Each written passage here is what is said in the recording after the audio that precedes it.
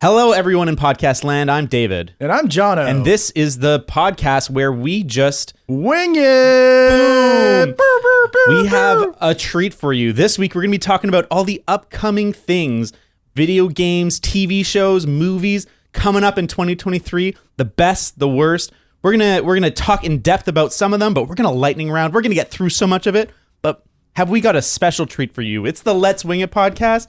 We got wings. We got wings. I literally made these wings. Like, I got out of the shower, I went for a run, and I was like, oh shoot, it's at 5. So I took like a lightning shower, and then I call them pow shows. Pow show? Pow shows. Why? Power showers. Oh, anyway. I'm like, okay, sure. Then I was like, let's go cook these wings, because I don't know, I saw like 1,000 comments going, Where's the wings? Weenie, where's the wings? Clickbait! Well, I learned my lesson with Carpal Critics. When you're called Carpal Critics, we had a legitimate reason, but people were like, where's the carpool? Are you guys reviewing cars? That's just so dumb. That's like the worst thing. And also, I did see the feedback about my audio, so I'm going to try to like not move not too go as much. far back. Yeah. But you know, I would appreciate that editing. I tried to save as many as I could. Yeah. So David edits these. I just kind of cook wings, and then we kind of co-produce the ideas, and then We got some good ideas. I'm excited. yeah, some of the ideas are going to be really good. And the reason why I wanted to talk about the 2023, because we both are enjoying The Last of Us. Oh, yeah. We watched the second. At least I watched the second. I watched the second episode. Yeah, you watch it? Cool.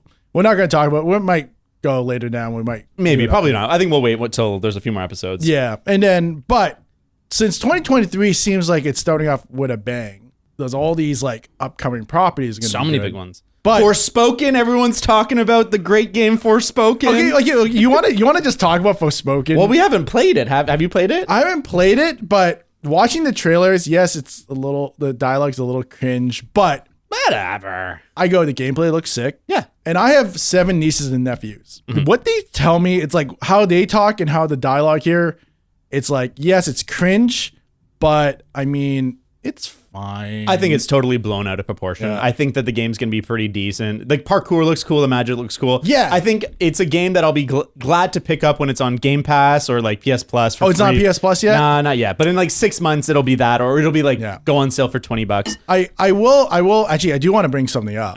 So I saw it on Twitter.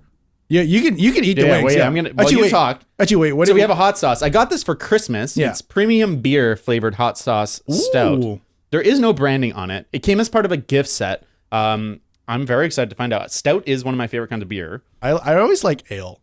Ale's like my favorite. Ales are very good. Yeah, let me try some of this. Let me try it. Okay. I don't think it's particularly spicy. It smells. The label's kind of lame, I'll be honest. Oh, totally. It's like if you were designing a label for a movie that wasn't supposed to be noticed. Yeah. And actually, here's one big thing. If you guys want to send us hot sauces, and because we're gonna try to like keep doing wings often. Granted, I don't know. Well, I don't want to kind of expensive. Good hot sauce is like $15 a bottle. Not it? that. Yeah. But like if you go to like a nice store that sells like 100 hot sauces, that's not cheap. Yeah. So I mean, if you guys want to send us hot sauces and we try it, I'll be down for it. Okay. All right. You get it on. Yeah. Let's dink it and then sink it. 3, 2, 1, go. That's not bad. It actually tastes like beer, which is kind of surprising. I can't really taste the beer. It's got that vinegary hot sauce taste. Mm-hmm. It's not spicy at all. Which a lot of hot sauce I just want as like a condiment, not as like a spice increaser. Yeah. But I'm just trying not to chew in the mic, so I'm just gonna back up. No, people love that. That's the worst. That's why people tuned into my stream, baby. Really? For snack time. Oh. Where do we put the paper towels? That's not bad hot sauce. Oh, yeah. What do you rate that out of 10? I'll give it an 8. That high? I'll probably give it a 7. No. Let me actually wait. Now you're saying hot, right? I'm just thinking about flavor. I'll give it a 6.5. Yeah, it's pretty good. I tried the last dab. Save it. I'm sure we'll do it at some point on here. Yeah. We're gonna do hot sauces. Yeah. We're gonna do mild hot sauces, barbecue, and all this stuff. Yeah, brisket and all that stuff. Well, actually, I'll be sick. Dip it, brisket. What? How do we change the podcast name to? Dip it and brisket. Let's brisket. 2023. What a year in movies, in video games, in TV. It feels like all the content that was on backlog because of COVID. Yeah, it's coming out. Like video games, we got the big boys coming. We got the new Zelda. Oh yeah. Yeah, we got some Spider-Mans. Is Spider-Man coming this year? It's supposed to. And we got Skyfall, Scarfield, whatever Skyrim in space. Yeah. Oh, it's Starfield. Starfield, that's it. That's coming out this year? That's coming out this year. Damn. Yeah, and those are some big properties. But wait, no. Here's one. Here's one that I think is going to be a surprise hit. Atomic Hearts. I think it'll be good. Yeah. I think it could, fill that Doom-sized void. Not Doom. BioShock. I think it's too actiony to be BioShock. I don't think it's story-driven in the same way. It's not like, to me, from what I gather, it's not an immersive sim. It's like a action shooter. And so it has some of the vibes, like in terms of like kind of retro future. Yeah. But it's more Soviet inspired than, Rapture is. It just looks weird because those when I try to like get excited for games, I've kind of stopped looking at like a million trailers. I just kind of look at it going, oh, okay, gun in one hand, powers in another hand. That's BioShock. Mm-hmm. And then you're looting in this, like in the cupboards. I'm like, BioShock, baby. Yeah. But I think it's going to be good. I think it's going to be good. It looks fast paced. Even the way you loot with like your beam. Yeah. I think that's a really clever take. Because I don't mind in some games, having the animation to loot because it means you can't in the middle of battle pick up bullets to refill your stock. But I think that there's a lot of games I just want to run around, jump, and shoot people and fuck people up. And also, but I'm really intrigued to what the story is. And it looks like it could be really cool. Yeah, I'm really hoping I don't have to read a million books to understand what's going on. Like literally do what BioShock did, audio and video I have to watch, but I don't want to read books. I think audio logs that you aren't forced to sit still for, it's totally a fine compromise. Like BioShock, you'd play the thing, and you'd go and you'd like loot and you'd kill some people, but you'd hear the dialogue. That's a good compromise. I don't think Atomic Heart's going to be that story heavy. Yeah. I think it's going to be, like I said, I think it's going to be closer to Doom than BioShock, where it's going to be like jumping around, shooting stuff, killing for a good time. There's going to be some layers of, conspiracy or whatever. Yeah. I think it's going to be kind of interesting showing like how graphically intense that game is. Yeah, it's funny when they show the trailers and you can see pixel breakup, like you can see it's sub 4K up-res. It's always interesting. Same with Forspoken, where you're like, oh, that doesn't look that good. Yeah. But it'll be good. Is that one of your official picks? Because basically how the format's going to work is we each are bringing 5 things that we want to talk in depth about. Yeah. Either positive or negative. Yeah. And then we're going to go through, we have a list of TV shows, video games, and movies that we're just going to blast and give like one word excitement levels or whatever. So, keep it moving. So is that one of your picks? Yeah, Forsaken. Oh no, Atomic Hearts is that's one of your picks. It's gonna be awesome. I think it's gonna be awesome. I think I can't tell if it's gonna have the polish it needs to really hit the next level. I think it's just gonna do well enough that it's gonna take 3 or 4 years to make the sequel, and the sequel will. That's why I'm gonna be like, I think it's gonna have that situation where it's gonna be such a cult classic for the first one. Yeah. And the second one, they're going to take so long with it that it can't live up to the first one. And it's too story driven, too much like studio, like EA, Ubisoft, or someone's going to try to buy it. I think Square Enix is probably going to buy it. Yep. And then it's just going to get screwed up. Well, I think Xbox is so starving for content right now. And that's a Game Pass game. So is it a Game Pass game? It's a Game Pass game, which is fantastic because then you don't have to pay for it. Yeah. But then I also think that Game Pass is really good for games like that a lot of people are interested in, but probably wouldn't spend the, the 70, 80 bucks. 100%. Like Dark Tide, like the Warhammer game. Yeah. That game started off really good and it just got boring as hell. I was like, oh, thank God. You didn't pay for it. Thank God it was on Game Pass. Yeah. I am grateful for Game Pass, what it can do to kind of those mid-tier games and really elevate them and bring them into a cultural discussion, because even though, it's a game you can beat in a weekend, you'll play it because you're like, I'm looking for a game. This looks fun. Okay, cool. Yeah, fuck it. Let's go. And then Microsoft gives them like $1 for every download or something like that. Do you know how it works? Do they give a flat fee or? I have no idea. Like that's one thing I've never actually looked into. Yeah. I wish I could, but like people like Bethesda, they got purchased by Microsoft, so they just get whatever. I would love to know more about business and break down, is Game Pass really like profitable long term? Because to me it feels like they're doing such aggressive moves. Yeah, this is probably safe for another episode. Yeah, that costs multi-billions of dollars. Yeah, and they're making hundreds of millions of dollars every month, but it takes a long time, to get $69 billion back. Actually, yeah, I will. So this is going to be a future episode for sure. I'll write that down. And whoever's listening, you have a friend who's a developer who has been trying to get into the Game Pass or is in. Get them, like we'll talk to them. I'll interview them, whatever, and I'll take notes or we have them, whatever. We can do it off the record too if they're not allowed. Yeah, if they're not allowed. We'll go like anonymous source from place who did Fallout. Yeah. I don't know. But whatever. Like we'll figure it out. Cause that is interesting. Cause I know like Netflix and stuff, there is like licensing deals and everything, but is it like a Spotify deal? Yeah. Or is it, I feel like Microsoft is really aggressively planting themselves at the center of the future of gaming. Yeah. In a way where it doesn't matter if they make money now, they need to make themselves such an anchor that they're indispensable future, that there is no competitor that's possible. And it already feels like that. Yeah. It doesn't matter how much money Sony throws at PS Plus, it'll never be as good as Game Pass. All right, let's keep moving. I'm going to go next because I think my pick is a good transition out of a Game Pass game into PS5 exclusives. And my picks are a kind of a double one. I'm going to do Final Fantasy 16 and Final Fantasy 7 Remake Part 2. Yeah, okay. So let's talk 16 first. Okay, I'm really glad you brought this up because I actually finally beat after 8 years Final Fantasy 15. Oh wow, you beat it. Yeah, I beat it like a couple weeks ago. Okay. You know, at first I do this. I'm such a really bad person with Final Fantasy games. Like I love JRPGs. Mm-hmm. At least I grew up on them. Yeah. I played the official one on NES and all that stuff. Yeah. All the way up to like 7. Okay. And then I kind of stopped a little bit after 7.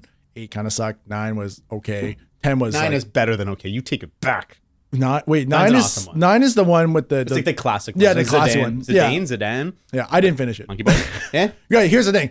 When I play Final Fantasy games, I get to like the end and I just go, I don't want it to end. So I just stop. And it never ends in your mind. Yeah, so I'm like, I have to go finish it. But it becomes to a point where it's so long in the gap that I go, I don't know what happened in the story. So I played it again, finished it within like 30 hours. Okay. Yeah, I over leveled. Like I know that sleep hack. You can go to the hotel. Oh, I see. Anyways, I got super overpowered. But replaying that game again and looking at the story, man, that story is really confusing.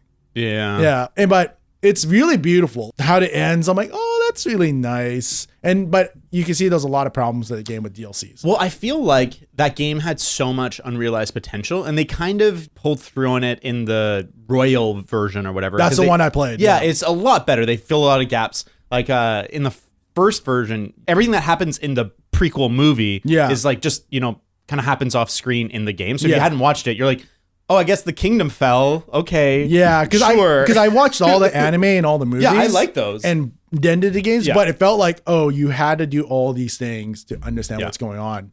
I think that game, again, had so much potential. They just had such a mishandling of basic storytelling beats. And it's indicated in the first fucking cutscene. So it's that great cutscene of them, pushing the car, it's broken down. And then at some point, the Stand By Me comes in. And it pans up to the sky and you're like, Final Fantasy 15. And you're like, wow, this is kind of like an emotional, it's totally modern and different. It's cool. But then they kind of just like end the song abruptly. Like it doesn't feel like they transition out of it. And you're like, uh-oh, they don't get story beats and letting things breathe, right? And that game has like these great story beats. Yeah. But they don't know how to execute on them and pull out the emotion from them. Yeah. So you're like, oh, I should have cared about that side mission, but I didn't. Yeah. And it's because it's always just two people staring at each other talking with not bad voice acting, but like overdone voice acting with not enough facial animation. Yeah. It's a good game. I think like the story's cool. I think to me it's a solid 7. 7 out of 10. I think 7.5 for me. It's Final Fantasy 16. Oh yeah! Oh yeah, though, buddy. It's a return to medieval fantasy. If you haven't watched the trailers, I would highly recommend it because they're not giving away too much. No. You play as like the bodyguard of this king that's going to be appointed or something. He's like your little brother or something. And it just seems like there's these different kingdoms that look totally fascinating. There's these giant summons that you're going to have to fight. And it looks like the promise of what old Final Fantasy was, but it executed in like an absolutely bonkers way. But I think it's like you are possessed by Ifrit, like one of the summons. Yeah, I think that's your Aeodon or whatever. Aeodon? I can't remember what they call it. I mean, like it reminds me of because I didn't finish the Dota series that we talked about last time, but I mean, it's like, oh, you're possessed. It's kind of like that again, but it seems cool. Oh, I'm super pumped. And I think it's the director of Final Fantasy 14, which is like the best regarded modern Final Fantasy, probably, I don't know, probably the highest regarded one since like 10. Yeah. The combat is amazing. The story is apparently amazing in 14. I mean, the combat in 15 was not bad. It was not bad. It was like, I felt like it was too stuck in between action and RPG. Yes. Where the combos kind of did themselves. Yeah. And I feel like there wasn't enough variety in what you did. It's a score button. Yeah, smasher. And that's fine, but I much prefer a little more complexity, and I think that they're going to bring a little more complexity to this. Well, I mean, I think 7 Remake was pretty good. Well, 7 Remake, I think, is the best Final Fantasy ever. I fucking love Remake. I want to stick on 16 for a second, but the design of the combat seems like they're taking it that direction where it's a hybrid action with a little bit of like magic and tactics sprinkled in, but not overwhelmingly so. And I hope that they maintain that slow motion when you're picking magic attacks. That's like my favorite thing in Final Fantasy VII Remake, when you're like, it goes slow motion, all the particles are flying, you're like, the camera's panning around. Yeah. Oh man. I mean, cool. Okay, here's another, same thing as just last time. I played Final Fantasy VII Remake. I think I got like halfway and I had to stop. Okay. Because I think I went traveling. Oh, but also, I was playing on the original PS4. Oh, yeah, so yeah. It had problems. It was just like, you can just, all I can hear is like footsteps, like clouds walking, and you hear in the back. It's like, it's not working. Yeah, I'm just going to wait for a PS5. No. So I did buy it. I did buy the PS4 version. Okay. Granted, now PS Plus, it's apparently on there too. So I'm going to play it. Yep. And I'm going to love it. I think the game lasts all the way until they leave, right? So basically, it's the start of Final Fantasy VII all the way till they leave Midgard. Yeah. And so it's that entire 6-hour chunk blown out into a proper game. I think 40 hours, I think it is. If you do all the side quests. Yeah. I want to clarify, it's not the best Final Fantasy of all time for its time of release, but I think if you were someone who had never played a Final Fantasy, Final Fantasy VII Remake is the one I'd be like, you should play that, because it gives you a lot of the good stuff. It gives you a little bit of the filler shit, but not nearly as bad as 15. But I would recommend, if you did 7 Remake, just skip all the side quests. They fucking suck. They're boring. Really? Yeah, they're like fine, and like it's nice to have, higher levels. I do remember. So many that it's like, oh no, there's a monster attacking people. Yeah. You go into this area and fight them. It's like, oh, find my clock or something. Yeah. Those little stupid, the typical JRPG bullshit games. And you can just tell that they didn't put the effort in some places. That might be the game that has the biggest gap between its best looking parts and its worst looking parts. Yeah. Its best looking parts looks like a fucking CG movie. Yeah. Mind-blowingly cool. And then its worst parts, it looks like a PS2 era RPG. Like there's some textures, some character models. I'm blown away that they slipped through. Yeah. But I hope that game was a big enough success that 2 is a little more complete. I think it's going to be great. I sure hope so. I mean, there's not much to talk about, and we probably should move on. Because all that's been shown is a trailer of, the back of Cloud and Sephiroth walking at Niflheim Mountain or whatever. Well, I mean, they're going to talk about the Crisis Core game, the prequel. So did you play the Crisis Core remaster? Not. I played a little bit back when it was on PlayStation. Like PSP? PS2. Is it PSP? It's a PSP game. Yeah. No, I didn't play that then. No. Okay. I played the PSP one probably like 10 times just because I was a big PSP fanboy. Yeah. I loved it back then. I tried replaying it recently on the PSP. It didn't hold up. Yeah. The combat was too simple, and like the graphics were really good for the time. I think I was just more pretty I was just more curious about Zack and just like that storyline. And so if spoilers for Final Fantasy VII, well, I can't give you spoilers. You haven't finished Final Fantasy VII Remake. No, it's fine. No, okay. I mean, I finished the game. I already know what happens and everything. So at the end of Final Fantasy VII Remake, spoilers, 3, 2, 1, tone away, they changed the timeline. So basically, those ghosts that are in the first one? Yeah. Basically, they're the spirits of fate. And so they're there to like protect the timeline. And so everything they do is to help you get back on track with the original story. But at the end, you like fight fate and you destroy fate and you break free. And then all of a sudden, like you get a flashback of like basically the Zack dying cutscene from Crisis Core, but he survives. And so all of a sudden, like you've stepped into an alternate timeline or like a different story. That's dope. And so now we're going to go into the open world. We're going to go into like the body of Final Fantasy VII, but they've given themselves freedom. I think I'm a little bit worried because I almost feel like they pulled the ripcord on a lot of the fan service in the first one. Like there's 17 different variations of the battle theme in the first one, and so I don't know how many different ones they can do. They're all fucking awesome, and like the first time they fully rip the ripcord on the battle theme, you're just like, yeah, this sounds so fucking cool. Yeah. Then with the boss tune, like all the music in that first one, absolutely phenomenal. I don't know how they top it without retreading the same territory. Like, are they going to do the same and more? Or are they going to do different? Like, I don't know. I'm just going to go in the realm where the sequel would be okay. This is gonna be a hot take. I'm gonna say the sequel is gonna be bad. Okay. Yeah. What makes you think that? I'm just doing it because Square, back when it was Squaresoft, Yep. they are really bad at sequels. Yes. And I think it's just a fact that 10-2's awesome. it's not. My sister bought 10-2 for me. She's like, here for your birthday, 10-2. I'm like, this is the worst. Pop-Stars? Yeah, no, I didn't play it because I knew what was going on. yeah. I'm like, you literally bought me the worst Final Fantasy. That's so funny. So, I mean, Final Fantasy, yes, they're all sequels, but they're not really. It's like an anthology where each one's a totally different universe. Yeah, so there might be like some connection between them, but I don't really consider them sequels. No. So I always just go, they're just really bad at sequels. I think the exception is 13-2 is better than 13. But 13-2, it's like... Yeah, I didn't even play 13. 13, I think 13 is an underappreciated, decent Final Fantasy. I think it got way too much hate for the time. We'll talk about, that a different day. Maybe we do a JRPG. Yeah, I think like our stories of JRPGs. But I think that Final Fantasy sort of just hasn't had an identity for a while. Like it doesn't know what... I don't think Square knows what makes a Final Fantasy anymore. No. And so I think it's interesting. They're going back to their roots. They're going back to medieval fantasy, which is, the traditional 1 through 6 and 9. I think it's just the case is that they're really bad at sequels because, okay, let me just clarify this. Final Fantasy 16 is going to be dope. Yep. Final Fantasy 7 Remake 2 is going to be bad. Or it's going to be okay / passable.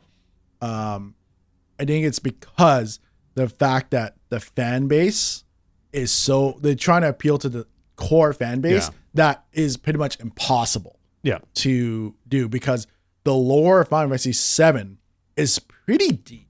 Oh, for sure. Yeah. And it's one of the most beloved of the series. Yeah. Like I know there's a lot of haters that are like, Final Fantasy 7 is what ruined the franchise. No. But there's, I think, probably more people based on sales that think that Final Fantasy 7 is the keystone of why that franchise persisted. Yeah, I think Final Fantasy 6 is one of the best. Like, I think it just irks it a little bit on the best. But when you think about technology and everything and how, like, it's kind of the similar kind of realm of how Halo made FPS shooters really good. Yeah. Final Fantasy 7 made it like RPG, was a really story-driven, cinematic RPGs. I think that's a factor that we forget looking at that PS1 classic in 2023 is like, wow, that looks bad. But back then, it looked fucking amazing. It's so good. Even the world map stuff that looks so janky now was fine, but like the battles looked insanely cool. The limit breaks, yes, they were so cool. But then all the CG cutscenes, like that was cutting edge for the time. Like it still looks decent. When it's like the full like CG model ones, those actually look pretty good. Yeah,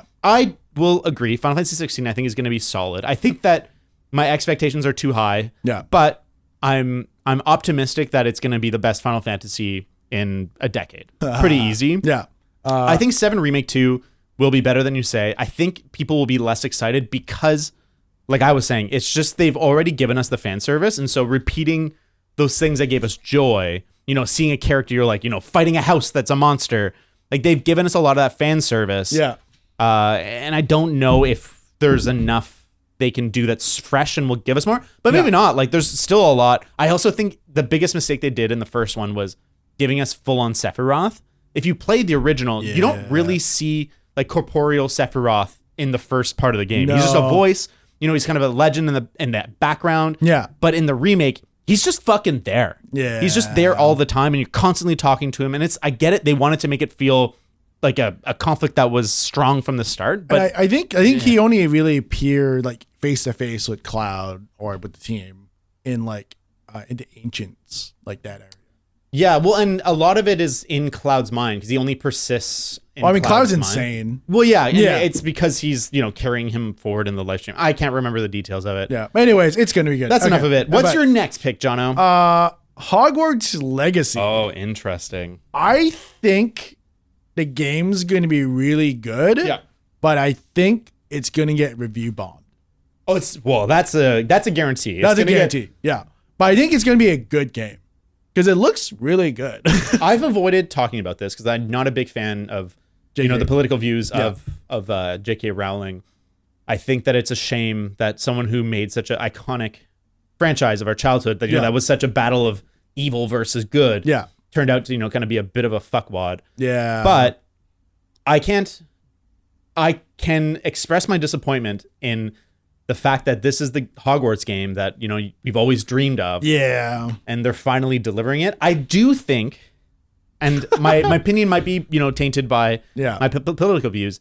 The game looks like it's going to be a lot like a Ubisoft open world. There's going to be a lot of checkboxes to run around and just like, go cast a spell on the 17 trees and like free, it's going to be DLC central. Like it's like, oh, go to the Gringotts bank and give me $20 so you get 20 what would the gold coins are. It's like I think it's going to be like is it galleons? I think they're called. I think maybe it's galleons. Whatever. Yeah. Who cares? It's gold, silver, and bronze. Yeah.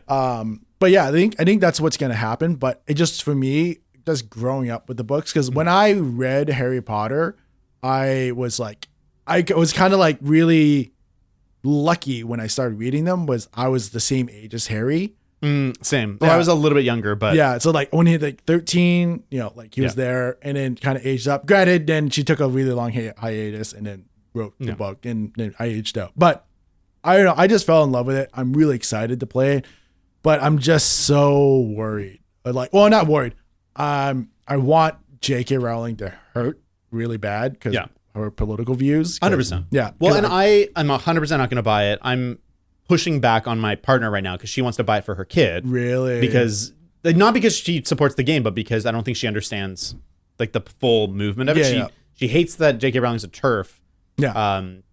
And whatnot, but the kid doesn't really grasp it, and she's like, I just want to play this Harry Potter game, and so I have to kind of push back. Yeah, it's a little bit tough. It's a little bit tense, but yeah, I think it's really important not to buy the game because J.K. Rowling specifically states that like people buying my stuff kind of like is proof that my political views are popular. Yeah. So if you buy Harry Potter stuff, you're encouraging her, you're enabling her to continue to be a spokesperson. Yeah. And I think we need to, you can't buy, I don't want to be too political, but you can't buy the game without encouraging that message of people agree with me. Yeah. I just feel so bad. Like, I agree. 100% I agree with you. Like, okay, let's just be clear. I don't support her views. Mm-hmm. Like a lot of my friends, well, not a lot, like one of my best friends, Nikki, she's transgender and love her the best. I love her to death. I actually just met you today. Was like, hey, I just realized I've known you for half my life. Wow. Yeah. So I was like, well, that's great. But man, I just feel so bad for like the developers, like everyone who's involved with that game, minus her. Yeah. It's like, it just still is just like, oh, I really hope everything's going well, especially with the tech world today. Like everyone's getting laid off. Yeah. And I think that they'll use that as an excuse. I totally agree. It's complicated. It's complicated in the sense that J.K. Rowling's not the only person involved. Yeah. But I also think that those developers got paid. If the game is good, they'll be able to get jobs from it. Yeah. I also think, the piracy is I feel like that's going to be number one most pirated game for a long time. I think personally, the best thing to do is just pretend the game doesn't exist because if you don't engage with it at all, that's better than, like engaging with it and talking about it. Even if you don't exchange money, you're still continuing the discussion. Yeah. And I pretty much for me, I don't really play games anymore day one because I've learned my lesson. Oh my God. It's such a waste of money. Yeah. And this is something I'm so hyped for. Like I got God of War day one. I haven't played that yet. You haven't played God of War? No. I played the original. Oh yeah, but not Ragnarok. Ragnarok, I'm just like, wait. It's just, here's the problem.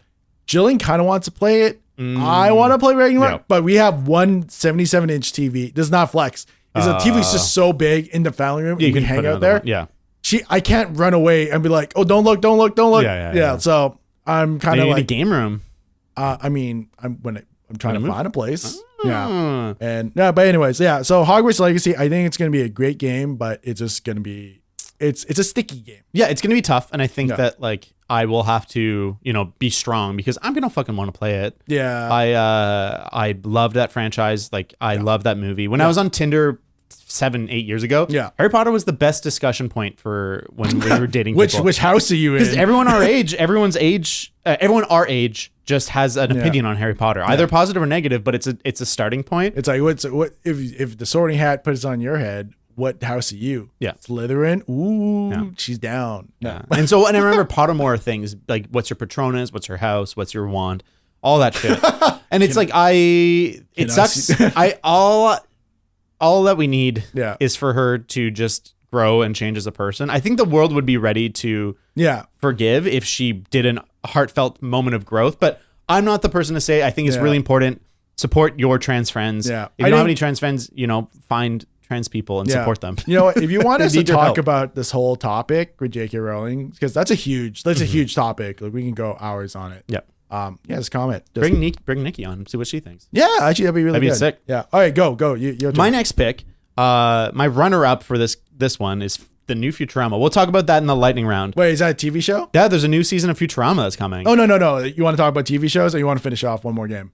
I kind of spread out my value. Okay, I'll do a video. You do a video game. Do a video. Okay. My runner-up is Suicide Squad, which I just wanted to mention briefly because I was beyond hyped. That probably was my number one game other than Final Fantasy VII Remake for the year. And then they released that photo that's showing that has a battle pass, different forms of currency. Really? I haven't looked at it. It's a live service game. And I think that's such a fucking bummer because all the trailers they showed look like a story-driven squad game. And so that was the game I was the most hyped for, and now I am the most anxious about. I am excited. Rocksteady Games. Yeah. Fucking the Arkham games are some of my favorite games, bar none. Like even Arkham Knight, which is the least loved of the trilogy. Wait, Arkham Knight is not that great. I think it's fantastic, but it's the one with the Batmobile, and the Batmobile. That game is dope. I fucking love I loved the Batmobile the first time I replayed it. Yeah. But replayed 2 and 3.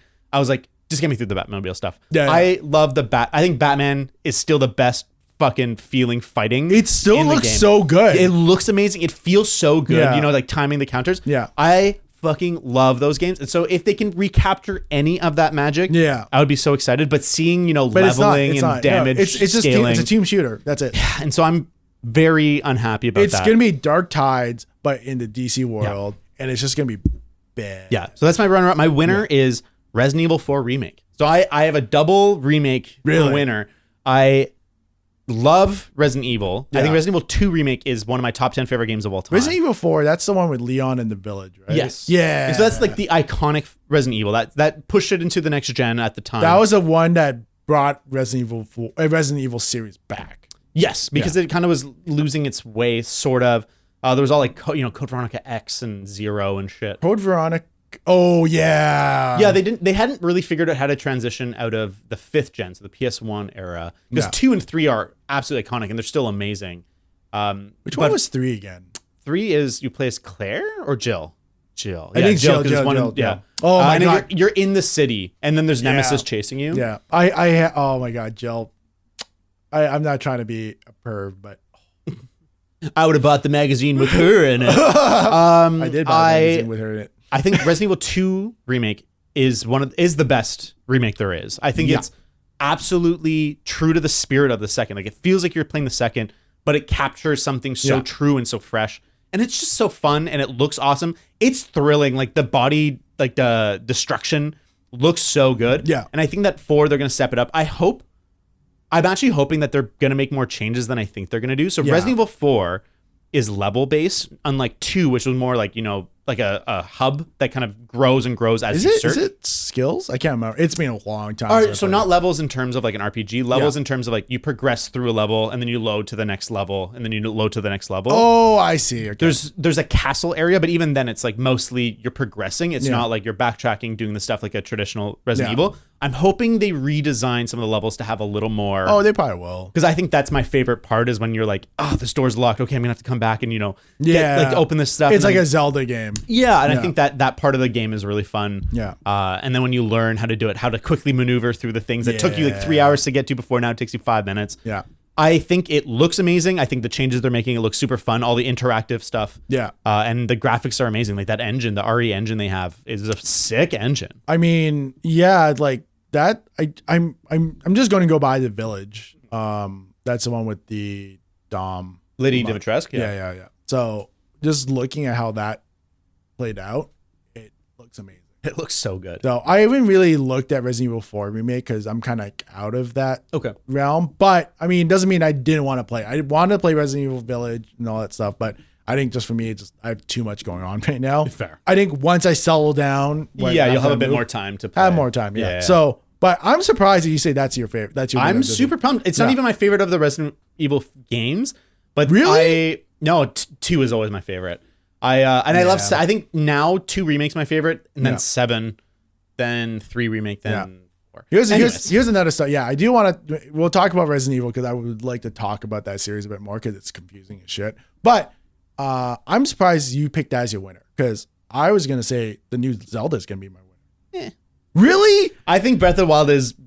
Son of a bitch! I don't want to be inflammatory. Yeah, I am so glad that everyone has found something so visceral in the Zelda game. Yeah. I don't find it doesn't click for me. I think it's good. I played like 20 hours of Breath of the Wild. Yeah. It's good. I think that I like cinematic games. Like I like games that have a story. That's fair. And the game, it sacrifices It's light. It's story light. It's there. Yeah. Well, you have to do all the photo stuff to really get into it. I just looked at the guide. I'm like, okay, I'm in a new area. Give me all the photos and just did it. What I'll say with my love of Zelda, I love the 2D Zeldas the most. But Ocarina of Time, I remember trying to play it back in the day and being like, this is cool. Mm-hmm. But the guidebook for Ocarina of Time was my fucking favorite. Like reading about the lore, reading about the monsters and like seeing them in detail. Yeah. That stuff's fucking amazing. The Zelda universe is absolutely incredible. Do you have that? Do you have the Hyrule book? No. Oh, okay. Well, I know what to get you for your Christmas. But I know for me, the reason why I'm like you, I actually did not like. I didn't really get into Ocarina of Time, Majora's Mask, like any of the Zelda games. I tried to get into Skyward Sword because that was kind of cool. That was pretty cool. I liked it. But I didn't really click because I found it kind of like boring, even ironically because I love open world games like GTA, Red Redemption, all that stuff. But for some reason with Zelda Breath of the Wild clicked for me. It's because you can literally do anything. It reminds me of Fallout because you can just like literally walk out of that cave and go, screw that Ganon guy. I'm just going to go straight for him and going to hit him with a stick. And I haven't really finished the game because I just watched, because Jelly and I were playing at the same time. I see. And then she just kind of like powered her way through. So I just watched it. Her. But that ending's bad. Is it? I haven't. Oh, I can't remember. It's just like, that's not a real ending. I mean, anyways. Yeah. I think the gameplay and everything was just so magical for me, especially when you're like trying to do all those like puzzle quests and go to the temples. It's great. It's pretty cool. I'm like, I'm a hater, but I'm not really I'm not a hater. It didn't click for me. I can appreciate it. It's like an absolute masterpiece. Yeah. And watching, pros play, it's so cool. Like seeing the combos they can do and like the ways they can use the powers in conjunction with each other. And you can do some really nifty stuff. Yeah. I just, I find without the context that, a story and like a narrative, like missions that are driven by a narrative, I find it all feels so empty. And I found, like in an open world game, I think that riding around should be really fun. And like there should be tons of stuff to see and do. And like there should be just eye candy. And it just doesn't work for me. Yeah. I feel like I'm just riding a horse through an empty space and then I land and there's like goblins and I just felt like it was empty to me. I don't know. For me, I guess like, I didn't have that experience, I guess, but maybe that's where we're going to differ, which is fine. I'm clearly in the wrong because the majority opinion is that Breath of the Wild is one of the greatest games of all time. I think it's fair to have an opinion like that because I'm trying to like go sympathize, going, I can kind of see that, but for me, like I'm kind of saying that I didn't have that experience. Like I go, this is amazing, it's great. Oh, cool, I have a skeleton horse, dope.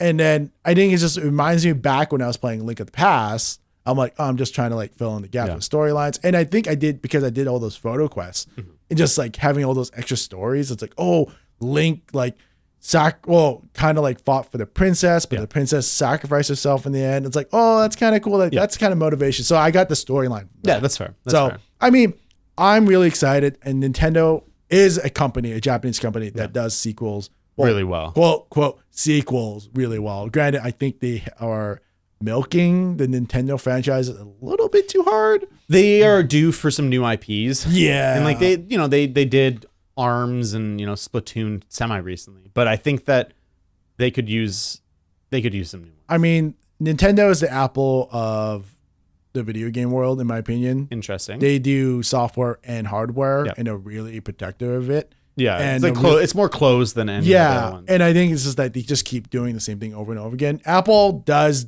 that's a whole different discussion. They do a lot of like cool innovation thing too, but Nintendo has the money. Yeah, they have the money.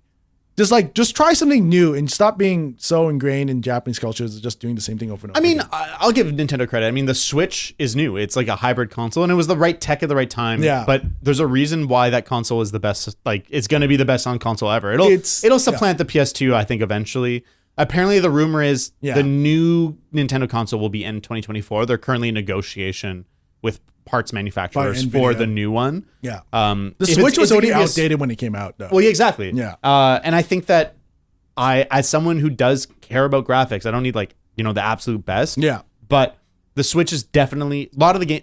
Pretty much every game is held back by the Switch hardware. Breath of the Wild chugged. Yeah. Like it's right sub out of the 30. game. Yeah. It's sub 30. Yeah. And like I'm a gamer who will defend 30 for certain genres of games. Yeah. I will not defend 30 for an open world action game. No, that game does not. It should not be 30. And so playing it emulated on a PC is the way to go. And it sucks that pretty much every Nintendo game right now, it's better if you have a better experience if you pirate it. Yeah. I think like you could argue that with every console game because if you have a 4090 and like a 13900K, you could make it look better than anything on a console. Yeah. But it looks pretty fucking when you play like The Last of Us Part 1 on a PS5. Yeah. You're not like, oh man, if only this game was on PC. You're like, oh, this looks really fucking good. Yeah. Whereas when you play, Mario Odyssey, you're like, this is pretty cool for a cell phone chip. Yeah, it's pretty fucking cool. But anyways, yeah. So, anyways, just going back, I think Zelda's gonna be great. It's fine. But let's move on from games because we're probably gonna re-talk about games later, especially when we get closer to Q4. Yep. Because that's gonna be the good time, and I do want to talk about Ragnarok. When I play. Oh, I need to talk about it. I have strong thoughts. Dude, do you want me to like leave the room? No. We'll talk about it when time comes. Okay. But what do you want to talk about next? You want to talk about movies or TV? Let's talk about movies because I think I only have one pick for movie. Really? Yep. What? My runner-up, and this could have been my number one, but I don't know enough about it, is the Barbie movie. I'm fucking pumped for the Barbie movie. I think that's gonna be like I think that's gonna break so much ground in movies because it's just like it's gonna be so different. And I think that it's gonna be for adults as it is for kids. Like I think it's gonna have a tone that really appeals to our generation. Kind of like it'll be like Lego Movie, but cooler. I think it'll be cooler, yeah. And I think the fact that Greta Gerwig and Noah Baumbach are making it unironically, and the cast that they've been able to assemble is like absolute top tier in the prime of their careers. Yeah, they're not making a cash-in movie. They're making some weird experimental toy movie that I have no fucking clue what it's going to be. Yeah. And like all we really have to go off is some photos and some, behind the scenes footage. Yeah. But then that one trailer sold the fuck out of me. Yeah. I was like, if this is the tone of the movie, it's going to be fantastic. I didn't know Simu Liu was in it. Yeah, that's cool. He's like dancing in that one clip. And he you dude, you look great. Hey, Simu Liu, if you want to be friends, I'll friend the shit out of you. Sure. Fuck yeah. Come on the podcast. But, buddy. But then that's gonna be good. My winner is Beau is Afraid, which is the new Ari Aster movie. It's the one with Joaquin Phoenix and a bunch of different ages. I don't think I've seen the trailer of that. Watch the trailer. I don't want to talk about it too much. That's a movie that I don't really want to think about too much. I just want it to happen to me. Yeah. Ari Aster is the guy who did Inheritance and what's that movie called? Midsummer and I'm gonna cut this part 1 second. It's just for me I think 1 second. I'm gonna redo that bit. Okay. Hereditary. Okay.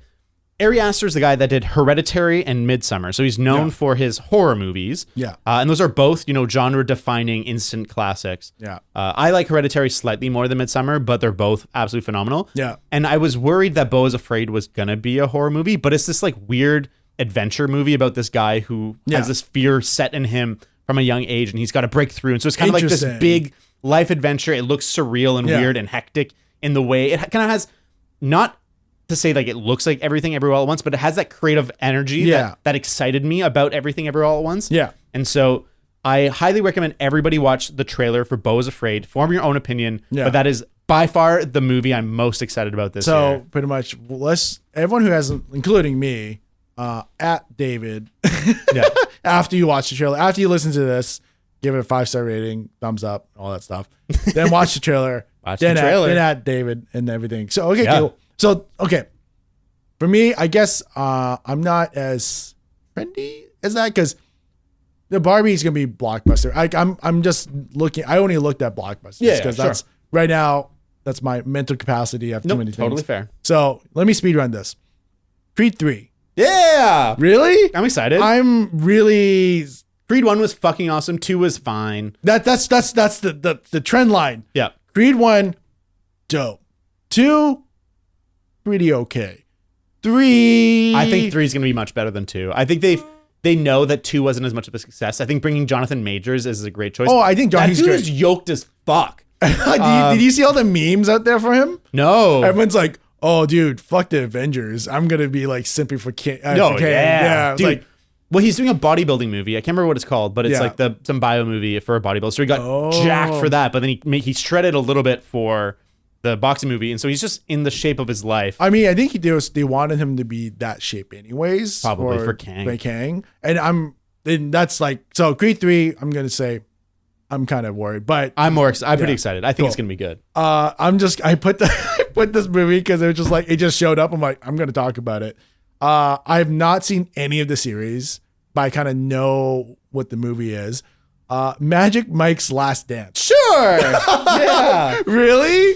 Yeah. The first one's good. I never saw the second one. It's a good movie, and I think it's sexy in the way that it tries to be. Yeah. But it's gonna be. I don't know. I'm not super excited, but it's like I'm glad it exists. Yeah. I'm literally just bringing it up because I just want to know. Actually, I've never seen it. I don't know if I'm into it, but it's like only one way to find out. maybe. You know what? They're all pretty hot. You know what? Let's just see what the reviews are. If it's Yeah. really good, I'll watch 1, 2, and 3, and we'll talk about it. Just watch the first one. Watch the first one?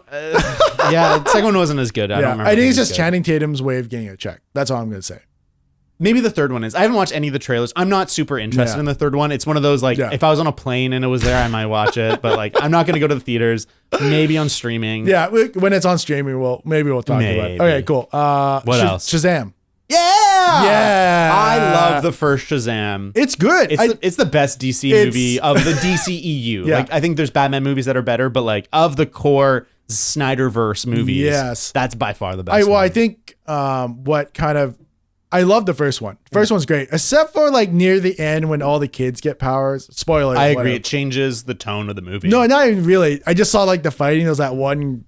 I think one of his foster sisters turns into one, and she's you can see for some reason all this action's happening. And you can see in the background she's just kind of flailing, going just not doing anything, being background set. And just for some reason, every time I watch that scene, it just my eyes. That's all you can see. All you can see. Everything else is everyone's fighting really well. And just you're lame. I loved the first one. Yeah. I think the ending of the first one was a little bit lame. I think it's best when it's Zachary Levi and that kid, hanging out, learning the powers, doing all this stuff. That's super fun, super exciting. I mean, it's the whole point of it. And I like the family dynamic. That's what it is. As he learns to love them and let them into his heart, I liked it. Yeah. But once they all become superheroes, I was like, uh-oh. Yeah. And that's why I'm a little bit worried about the second one, because they're all superheroes the whole time. Yeah. And so I don't know tonally if it's going to feel more like a kid movie than I want it to. Yeah. But I'm cautiously optimistic. Yeah, I think it'll be fine. I think the second one's gonna be pretty good. I think it's gonna be better than average DC movie. Well, yeah, that's pretty easy. So anyways, I just kind of hope they kind of maybe take all the powers away from the kids. That's my prediction. That'd be cool. And make just because the thing is okay, is Shazam now weaker? Yeah. Well, and I would be surprised if Black Adam wasn't part of it in some way, but yeah. No one cares. No one wants Black Adam to be part of it. Well, do I talk about this now or talk about it later? I'll just maybe I'll just say this now, and we don't have to go too deep. Yeah. But I watched Black Adam. First 10 minutes is kind of hard to watch, but then after everything else, it's okay, it's not bad. It's pretty bad. I think it's. I watched it over 7 sittings because I kept falling asleep. Oh, really? Actually 4 sittings, but yes, I kept falling asleep. I watch it. I'm aside for Dwayne Johnson's massive ego, it's fine. I think it's fine as a stupid superhero movie. I think a big problem I have with it, and I'll focus on one issue, is they kept setting things up and then immediately paying them off like the next scene. So they'd be like, you gotta have a catchphrase, and then the next scene he'd be like saying a catchphrase, or like he would be like, oh, I never had this, and the next scene he would have it. Normally in a movie, you set things up, you reference them once, and then at the end you pay it off, but it kept like immediately paying shit off, and then they didn't have anything to pay off later. Okay, maybe it's because like I had it on a streaming service. Yeah, I'll just say that. No. But anyways, I was able to pause it, so I would watch a bit and then pause and do something else, and then watch it. So I think it would have done better as a miniseries. Granted, it's fine. It's not like I'm not gonna give it a 6. I'll give it a 4. That's pretty bad. Yeah. Well, I think it's better than Strange World. They're about the same for different reasons. Yeah, I'm in the 4.5. Like I wish I had not watched it. Like it was really. Yeah, I wish I. That's usually my line is 5. I'm unhappy. Below 5, I'm unhappy. It's on. And it wavered. There was times I was like, but the action sucks. All the like other superheroes. Really, I thought the action was not bad. I don't know. It's like the action was much better than Black Panther. Yes, there's a lot of just like him just flying around punching. No, I think I was like the action I really like was the Hawkman.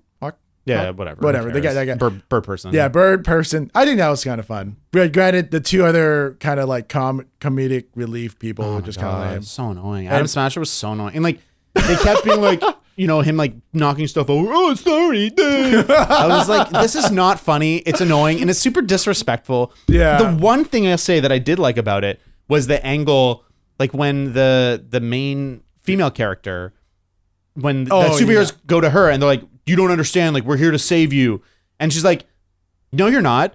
These people invaded and took our country. Where the fuck were you when they invaded? Yeah. Now that we have our own superhero, now you show up and you want to save us. Fuck you. And I was like, ooh, yeah, this is good. Yeah, see, I like that part. Yeah. Granted, the only part I really didn't like, it's like the kids. Like I think the worst part of that whole movie, is that kid.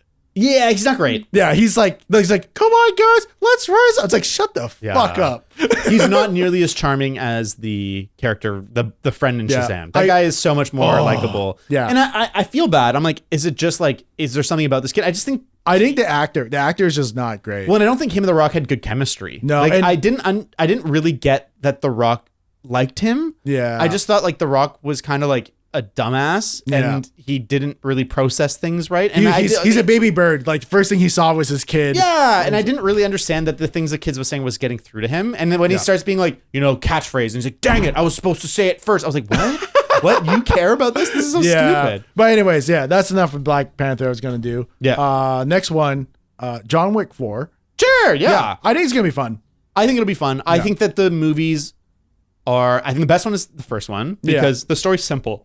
Yeah. And they have this neat universe, kind of in the background, but it's all about just these keystone action pieces. And then it gets weighed down, I think, too much by the lore. And 2 and 3, it just becomes too much about like the outside world of like these assassins. And it's cool. Yeah. But I think it's bloated by that. Yeah. But the action's way cooler. I think in the second one, like I specifically, I can't remember the actor's name, but when him and the other dude are like on the different levels in the subway, they're like shooting each other. Common. Yeah, they're shooting at each other quietly. Yeah. I'm like, that's such a cool. No, that's number. No, is that? That's number 2, I think. Is it number 2? Yeah. Because it's when they first send he goes to Italy, kills herself. Yeah. And then they all go after him, and I just like it's such a cool touch. I think 3 has some cool hand-to-hand fighting. They're all awesome for their action fight scenes. I hope that 4 is the final one. No. I think 5 is the final one. Too many. That's the weird thing, because that when I watched the one agreement, 1 is the best. I think 2 is kind of lame. Well, the 2 was okay. 3 was much better than 2. I only watched 3 once, so I might have to rewatch it. Well, watch 3. It's fun. But my impression was 3 was the last one. It kind of felt like it was going to be. Yeah, well, I remember reading it's like 3's the last one, blah blah blah, and then I watched the ending. I'm like, what the fuck? And then it's like, okay. I mean, it makes sense. I understand that John Wick 4 was going to happen regardless, or it's going to be like a spin-off or something, which there is a lot of spin-offs happening for some reason. But yeah, I'm excited. Yeah, it's a cool universe, and like I love that it's like such a stunt-focused movie. Yeah.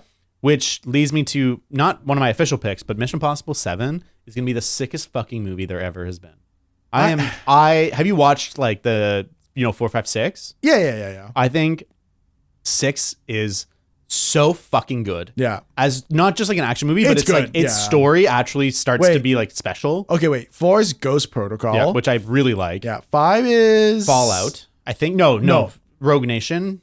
That was okay. That one was okay. Yeah. But then 6 is real good. Yeah, 6 is Fallout. 6 is Fallout. And that one is the first one of the modern trilogy that felt like it wasn't focused around like just one big stunt. It felt like they really invested into the story in a way where it felt more sophisticated. Like it kind of felt like the Skyfall of the Mission Impossible universe. Because like, that's my kind of problem with the Mission Impossible movies and how they're kind of marketed. Is like, watch Tom Cruise do this. Watch more Tom Cruise do that. Yeah. And I think 5 kind of made me upset about that. Sure. 4 was a really good story.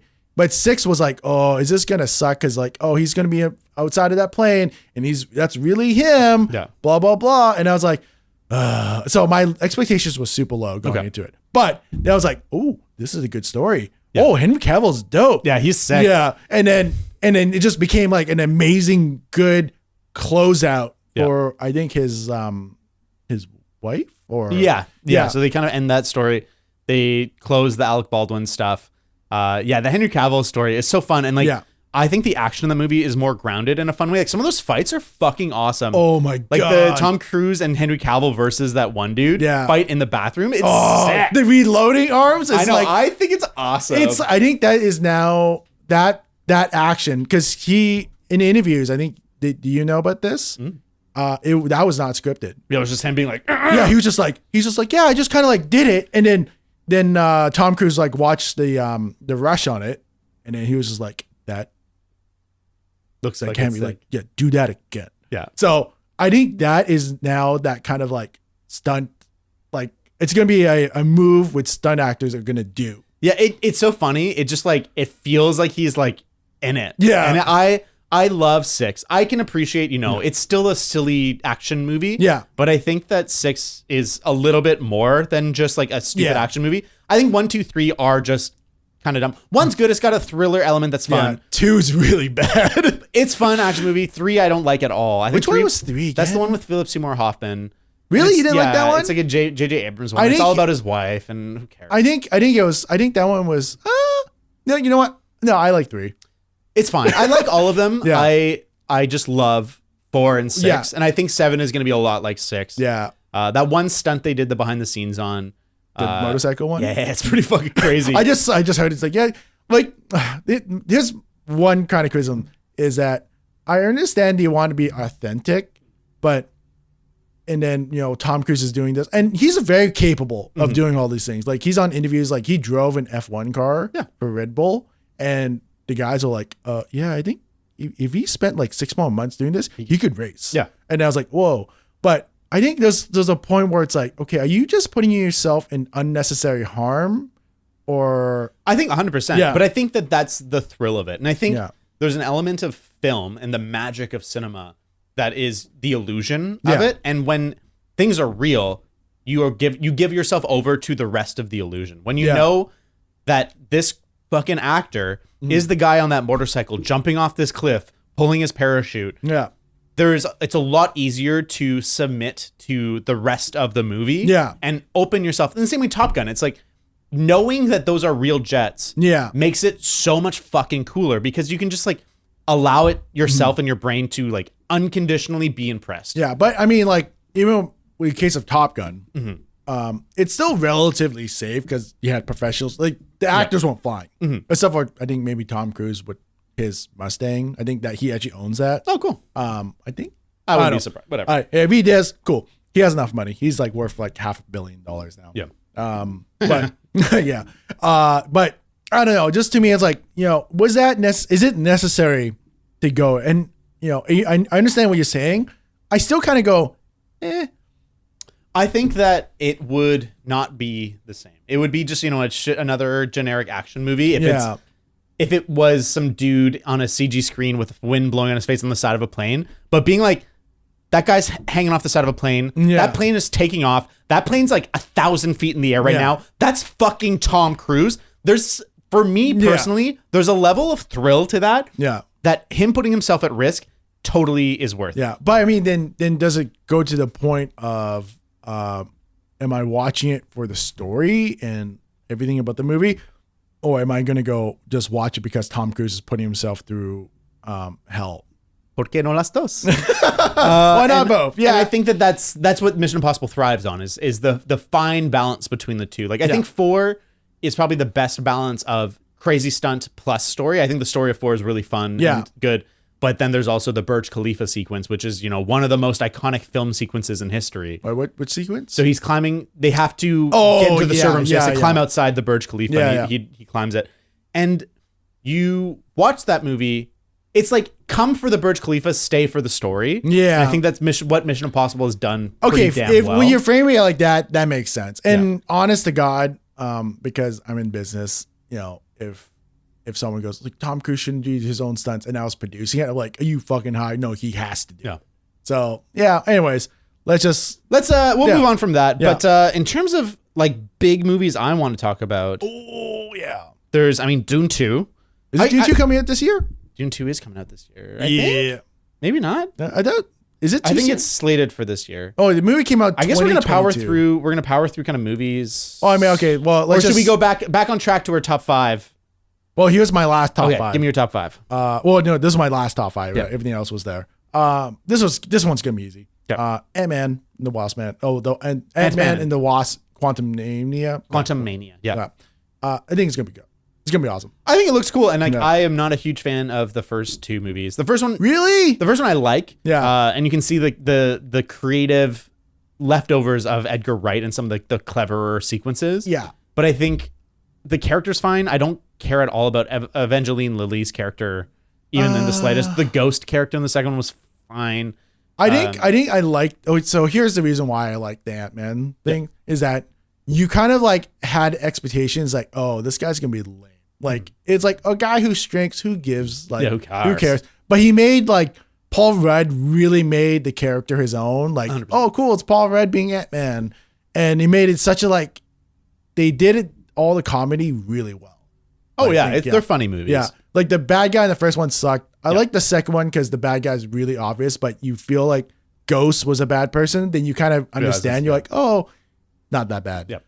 And then it's kind of interesting how they, in a way, brought 2 is the kind of like the door opening to the newest phase because Michelle Pfeiffer, she's back, so she's gonna be like kind of like their guide to quantum. Well, and I think that this one has a lot going for it in the sense that we're hungry for multiverse stuff. Yeah, and I don't know. I think that like Marvel, has done the TV show multiverse stuff well. With WandaVision and Loki. And so we've kind of been waiting because, like, other than that, we haven't really gotten the Marvel multiverse stuff. Wait, when you say multiverse, are you talking about parallel realities, or are you talking about the other franchises? Parallel realities, like within the world, there's like all these weird takes. WandaVision wasn't really multiverse. I guess when you combine it with Doctor Strange, is in my head. It kind of builds into each other. Yeah, and I think like, because of Into the Spider-Verse, we're in this heyday of multiverse movies. Yeah. And I think that this one is going to be weird in the way that I want Marvel movies to be. When they're just kind of like straight line superhero movies, they're kind of boring. They need to have like a superhero movies, but like, Shang-Chi is like Shang-Chi, but hey, Chinese folklore is kind of tied in. It's kind of cool. Or like, Doctor Strange is it's not a good example because it's kind of boring. Doctor Strange, that movie kind of sucks. I liked the new one more than the first one, but like, it's like it's a superhero but with magic. But the best ones are always like different. And like Guardians of the Galaxy was such a refreshed take for the Marvel universe because it wasn't like a superhero movie. It was just different. And I feel like Ant-Man is going to be different. I mean, I watched Guardians of the Galaxy, the first one.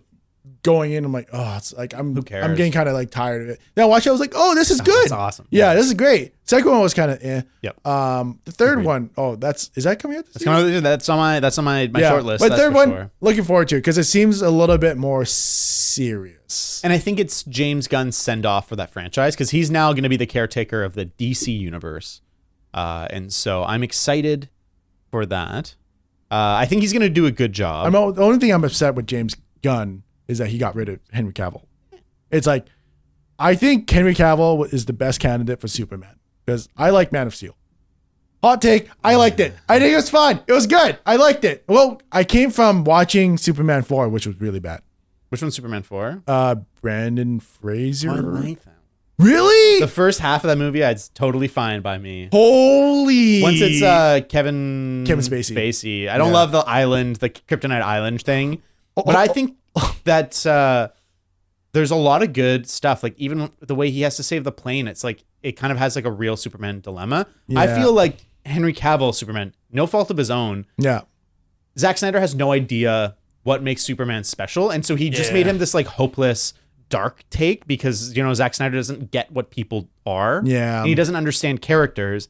He just knows, dark and edgy is fucking cool. Well, I mean, he was like, he just literally look at Batman, Christopher Nolan's Batman, and go like, I want that to be Superman. Yeah. But I don't know, I appreciate all the action and storyline and everything. I think it was all good. I'm so mad at you. I think Man of Steel was probably my biggest disappointment in superhero movies ever because the trailers made it look like a Terrence Malick like philosophical contemplation, and what we got was just a fucking stupid superhero movie where they punch really hard, so hard that they land in IHOPs and other sponsored locations. Yeah, and it just felt like a total mishandling of this character that's meant to be Hope, and instead, like they just made him totally hopeless. I kind of look at it as a person lost, like definitely, like he is hopeless, like because he's wandering from town to town, trying to find out who he is. But I mean, like when you look at the character as someone who's just kind of like, he knows he's the alien. He knows that his like father and everything, like could have saved him, but his father didn't let him. He's kind of like, oh, that was so stupid. I think it's fine. Don't save me. You can move at the speed of light, but you can't fucking save me. Well, no, he's learning how to do that. Yeah, it's still fucking stupid. Because, well, I mean, that's such a bad writer. We don't know how to get rid of this and create this drama. Really? Like it's so contrived and not an authentic situation. I'm fine with it because he's like, they kind of addressed it. It's like, oh, you will be faster, but you have to work on it. Which I was like, yeah, I can believe that. I could see a universe in which Man of Steel, in my heart, isn't as maligned, where they land his arc, where this is the start of it, and then they kind of bring him somewhere. Yeah. They don't. He just is fucking, this stupid, boring version of Superman that is just invincible and super dark and edgy because I'm fucking edgy. And he just stays there. It's not like he's like learning about hope and how to be a thing.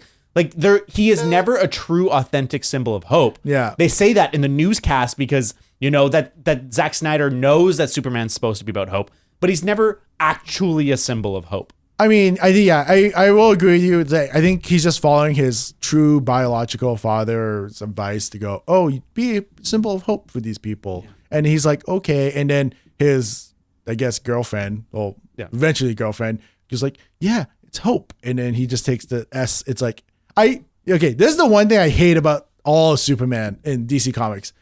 Does anyone buy that the Superman S symbol means hope? No, it's stupid. Yeah, it's pretty dumb. So, but it's comic books from 100 years ago. Yeah, so I mean, okay. Anyways, but I'm fine. I think for me, I was more than happy with Man of Steel, just because it hits all the touch points I liked. I think maybe I interpret the movie way differently from you, and I maybe at the time I liked that dark edginess to it, and I think the fight scenes were dope. I think the problem is you can be dark and edgy. You just have to say something. And the movie says nothing. It's just fucking people opening and closing their mouths, making sounds that are vaguely human. Okay, of all the Zack Snyder. Batman versus Superman is the worst one. Yeah. I can't handle that one. No, that one is like that's pretty bad. Unbearably terrible. In almost a fun way. Yeah. I know that hardcore fans are like, you got to watch the extra cut. Fuck no. I'm not gonna watch that. I will never waste my time. Granted, you know what you have to watch? What? the Dark Knight Returns animated movies. I watched those. Part one and part 2. DC's always had the good animated movies. Yeah, I don't understand that. I literally don't understand how DC has such good animated It's just movies. a different creative crew. Yeah, like Flashpoint Paradox. Oh, well, and they're not as pressured to be these huge blockbuster multiverse movies. They're just like, following the comics, doing good work, finding good animators, finding good storytellers. Yeah, but it comes the same conundrum that animated movies. You can't make an animated movie live action and same script because it just doesn't work. Anyways, let's move on. So I'm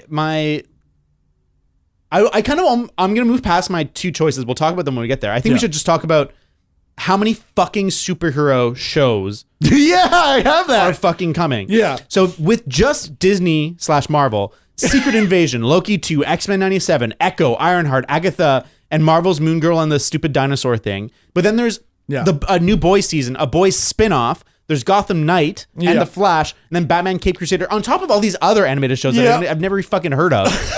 Jesus fucking Murphy. Disney, cool it. Yeah. Chill. But okay, can we all just because there's gonna be like shows that I'm excited for, you're probably not excited for. Let's go lightning round through. Yeah. Well, no, actually, let's start it off this. The one that we were probably gonna agree on. So you say on 3, 2, 1, on go. Okay, wait. Is it superhero? Yes, it's okay. superhero one. Okay. 3, 2, 1. Loki 2. Season. Oh! That was not rehearsed. I just know it's gonna be good.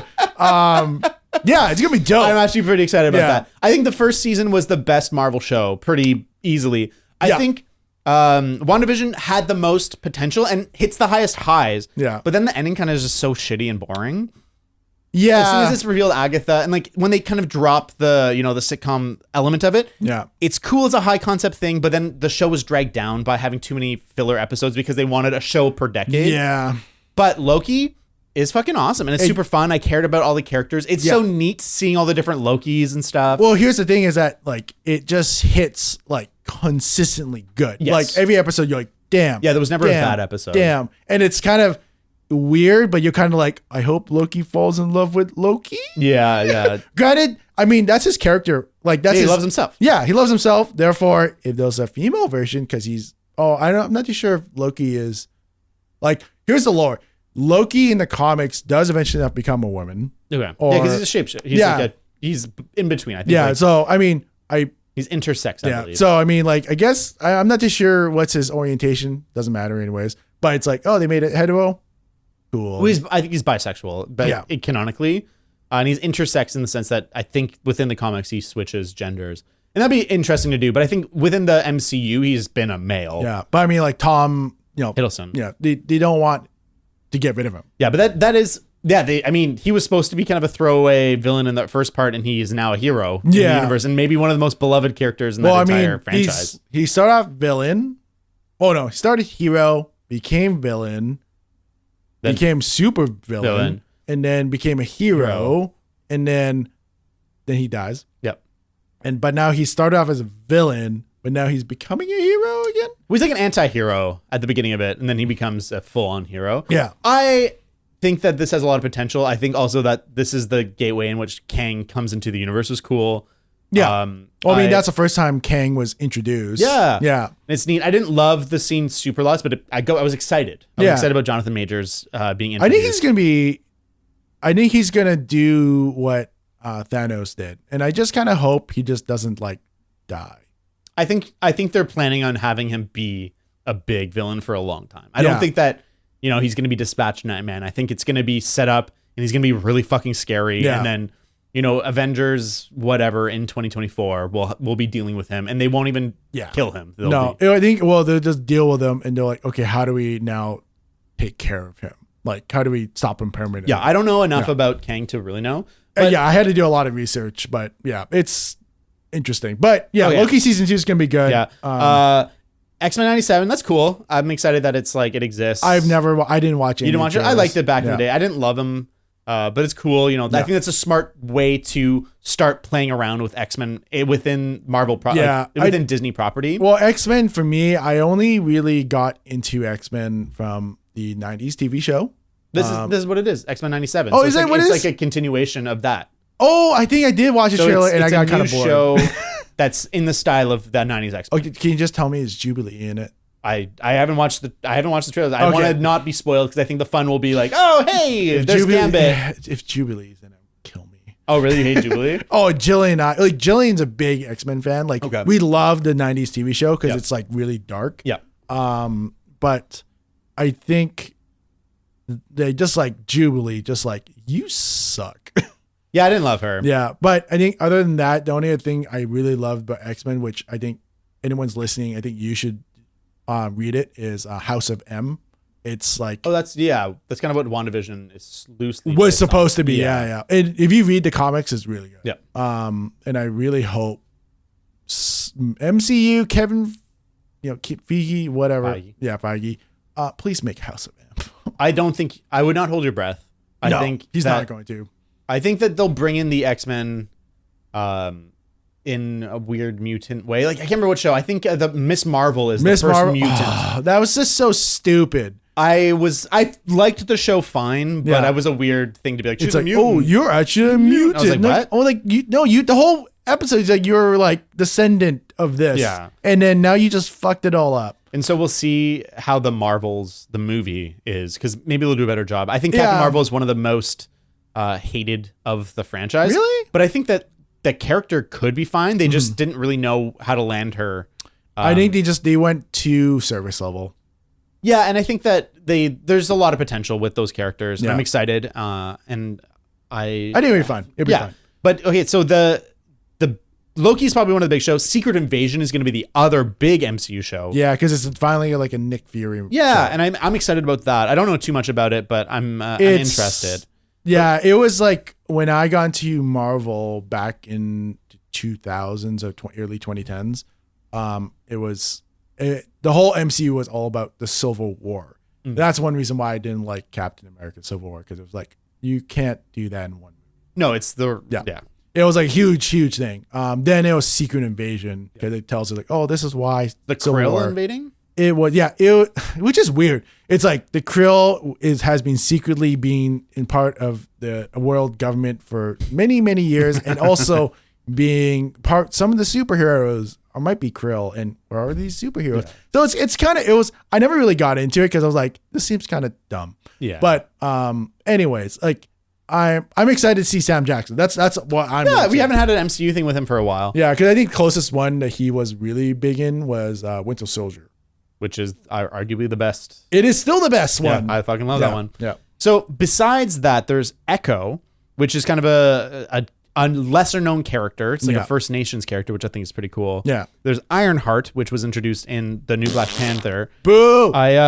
I think that character was fine. What they do with her in the movie is nothing. I think that it was such a lame. They didn't have an arc. They didn't have enough time to really develop her. She was just like, she was based off what's Frodo? No. Merry and Pippin? Is it Merry? No. Who played Martin Freeman? Bilbo? Yeah, Bilbo. He was basing off Bilbo from the first one to this one.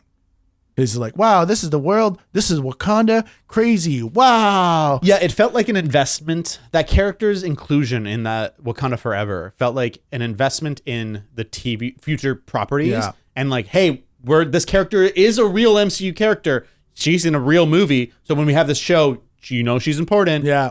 But and I think that actor's fine. I think like there was really funny bits with her, but they just didn't have enough time to develop her. And so she felt like such an afterthought. It was like, she's super smart and she made a suit. Yeah. Cool. And the suit sucked. I was ugly as fuck. It looked bad. But I am, I'm like Hawkeye level excited where I'm like, okay. And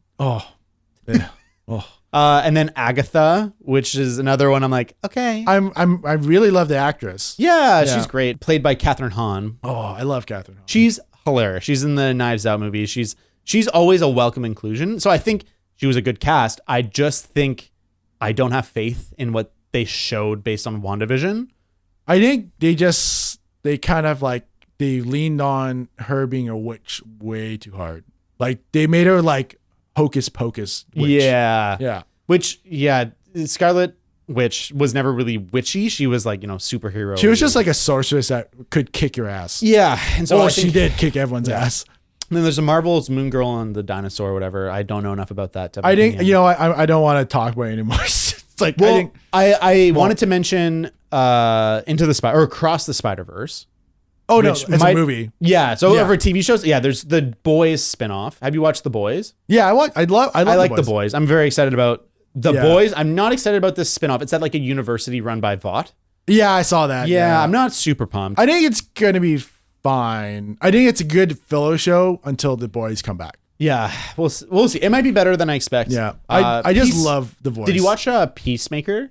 Yeah, that's my favorite superhero show. I fucking loved it. Yeah, Peacemaker is actually one of those shows I was actually really surprised that Jillian watched with me. Yeah, because same problem with Ragnarok. It's just a big TV and she can't escape it. But it's just like she was like, whoa, crazy. And every time there was gore, she kind of turned away. Yeah. But it's that show made me feel so sympathetic, going, oh, you have a lot of problems. Well, and I think it's so interesting because in The Suicide Squad, which is the second one, I hated that character. And I think that's what you're supposed to. Yeah, and you're supposed to. He's kind of spoilers for that movie. He betrays them and he kills Flag. He kills Flag. And like, you are meant to hate him and be pissed off at him. Yeah. But they totally humanize him and make him sympathetic in a way I didn't expect from the show. Yeah. And even the way his father's so abusive to him. Yeah. Like, I cared so much more about that character than I thought I ever could. It makes you really second guess yourself. Like, oh, you shouldn't, like, it does the core human value that all TV shows should really teach everyone. Like, they should teach, all TV shows, you should walk away about trying to be better in a way. Yeah. Like, and this one teaches you that you shouldn't judge a book by its cover. You should really try to understand someone. Yeah. And then this one's like, oh, yeah, his dad's a white supremacist. Yeah, like literally. That answers so many. Yeah, that answers so many questions. So like, oh, I am so sorry. Yeah, and it does a good job making him reckon with it too. Like, it's not like the show's just like, see, he's not that bad. It's like, no, he's still kind of shitty, but like he grows into a much better person. Yeah, and it's fucking funny. I think John Cena is really funny. He has great comedic timing. Yeah. So I don't know if it's going to be this year or next year, but that is. I think it's probably going to be next year. I think that might be the superhero show I'm most excited about. Yeah, but that's it for superhero shows. Yeah. Here's another one we're probably going to both agree on. Mandalorian season 3. No. Really? No. You son of a bitch. You tell me why you're excited about Mandalorian 3, because I don't want to be a hater. I think for me, it's like out of all the properties out there, it tells it's in a way, it's kind of like the reason why I like Samurai Jack. Have you watched Samurai Jack before? Oh, Samurai Jack. Yes. Yeah. So there's not a lot of dialogue and a lot of physical storytelling. And it's in a way where I really bonded with the character about how he's so introverted. Because it's for me, when I grew up, I was very introverted. I had almost to a point where I didn't want to be outside. I see. And I really felt sympathetic, especially that one episode where he takes off his helmet and you can see he's very uncomfortable. Oh, yeah. And Pedro Pascal. Love him. So good. Slutty daddy. Love him. Take me away, Joel. And he just like the way that he felt, like I sympathized with him. And I think him just having this ultimate goal and trying to do good in his life or try to do good for the Mandalorian people just did well. And I think it was a good story. I think I can agree. I think at the time of its release, Mandalorian was by far the most exciting Star Wars thing because it was fine. Oh no, because my expectations when I went into it, I'm like, oh, this is gonna suck. Yeah, and so the first season was fine. It's like, to me, it's like a 5.5, 6. Like it was pretty good. Yeah. Second season's much better. It's like a 7, and I actually enjoyed the second season. I cared a lot about the stakes and stuff. Yeah. I think season 3 will be good. Yeah. I just am so sick of the Star Wars stories, and the same Star Wars is obsessed with telling the same story over and over and over. Yeah. And I think it'll do that again. It'll be fine. Yeah. I loved Andor. Did you watch Andor? I watched the first episode and I paused it and didn't come back to it. Not because I didn't want to. Yeah. It's just that it's like, okay, I'm gonna do the same thing I do with a lot of things. I'm like, this is good. I'm just gonna save it. I think you should definitely get back to it. It's by far the best Star Wars. I like The Last Jedi. Yeah. But I think it's the best Star Wars since like. Yeah. I remember Riley was ranting about it on Twitter because I was like, uh-oh. And then he's like, I take it all back. This is amazing. Yeah. It's kind of the first time I felt good watching a Star Wars movie in the sense of like, I'm engaging with the characters and their plight and I'm cheering for them so much. Like Mandalorian, I'm like, I care about Grogu and this dude. But this, I was like, man, like, I suppose like there's a prison at some point. And I'm like, they gotta get out. They gotta get out. They gotta get out. No. Now I remember why I stopped watching it because my nephew Sean, great kid, his mom, which is Jillian's sister-in-law. Oh yeah, they were asking me. It's like, is Andor okay for the kids to watch? It's a little violent. Yeah, and then I was like, I haven't watched it. I'll watch a little bit and I'll let you know because I do plan to watch it. And then the first scene where he shoots the blaster in the head, I was like, ooh, yeah, don't. It's PG-13. Yeah, he's 12. Yeah, he's 12. So it's like, fine. But what I like about it most is that it doesn't rely on Star Wars iconography to make you feel things. And like, I think The Mandalorian falls into that where it's like, check out a lightsaber. Oh my God, there's a Jedi. Yeah, that's fair. Whereas Andor is just concerned with its story. Yeah. And it fits neatly into the bigger story. And it's interesting and it gives you cool lore bits, but it works entirely on its own. If you didn't know anything about Star Wars, it would work. I think for me, I will give credit that if Mandalorian didn't work, Andor would not be around. No, 100%. And Mandalorian is the reason why we have 100 Star Wars shows. Yeah. And I think too, just one last point. What? So many Star Wars shows. Yeah. And then the last one is, I hopefully not Bob Iger fixes this. Stop using Mandalorian as a vehicle to launch shows. Yeah, the Boba Fett show sucked. Yeah, Boba Fett so sucked. The only good parts is seeing the Mandalorian. Boba Fett, more like Boba Shet. But just like the Mandalorian parts was the only part that's good. And then now they're doing Ahsoka, whatever. Yeah, so the Star Wars shows that are happening is Mandalorian 3, Ahsoka, Bad Batch Season 2, Visions 2, Young Jedi Adventure, Skeleton Crew, and Acolyte. Ahsoka, I'm actually pretty excited about. I never watched Clone Wars, but I know she's a beloved character. No, she's a huge, like, I watch the Clone Wars series. Mm-hmm. Watch it. It's really good. Like, I never will. I've decided. Too many people have been like, you should watch it. I'm like, fuck you. Okay. Do this one solid for me. Don't watch the 3D or animated. Watch just the hand-drawn one? The hand-drawn one. Because that one was made by the people who did Samurai Jack. Oh, cool. And I like the style of that. They do, there's like 5 words. Like, it's like a script of dialogue and everything else is just action. It's cool. That's cool. Yeah.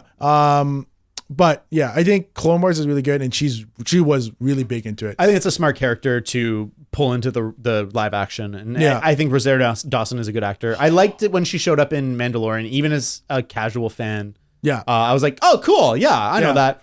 And I think, I don't know. I'm not excited though.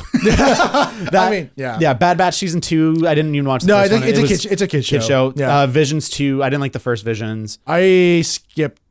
Like, they try to base it up.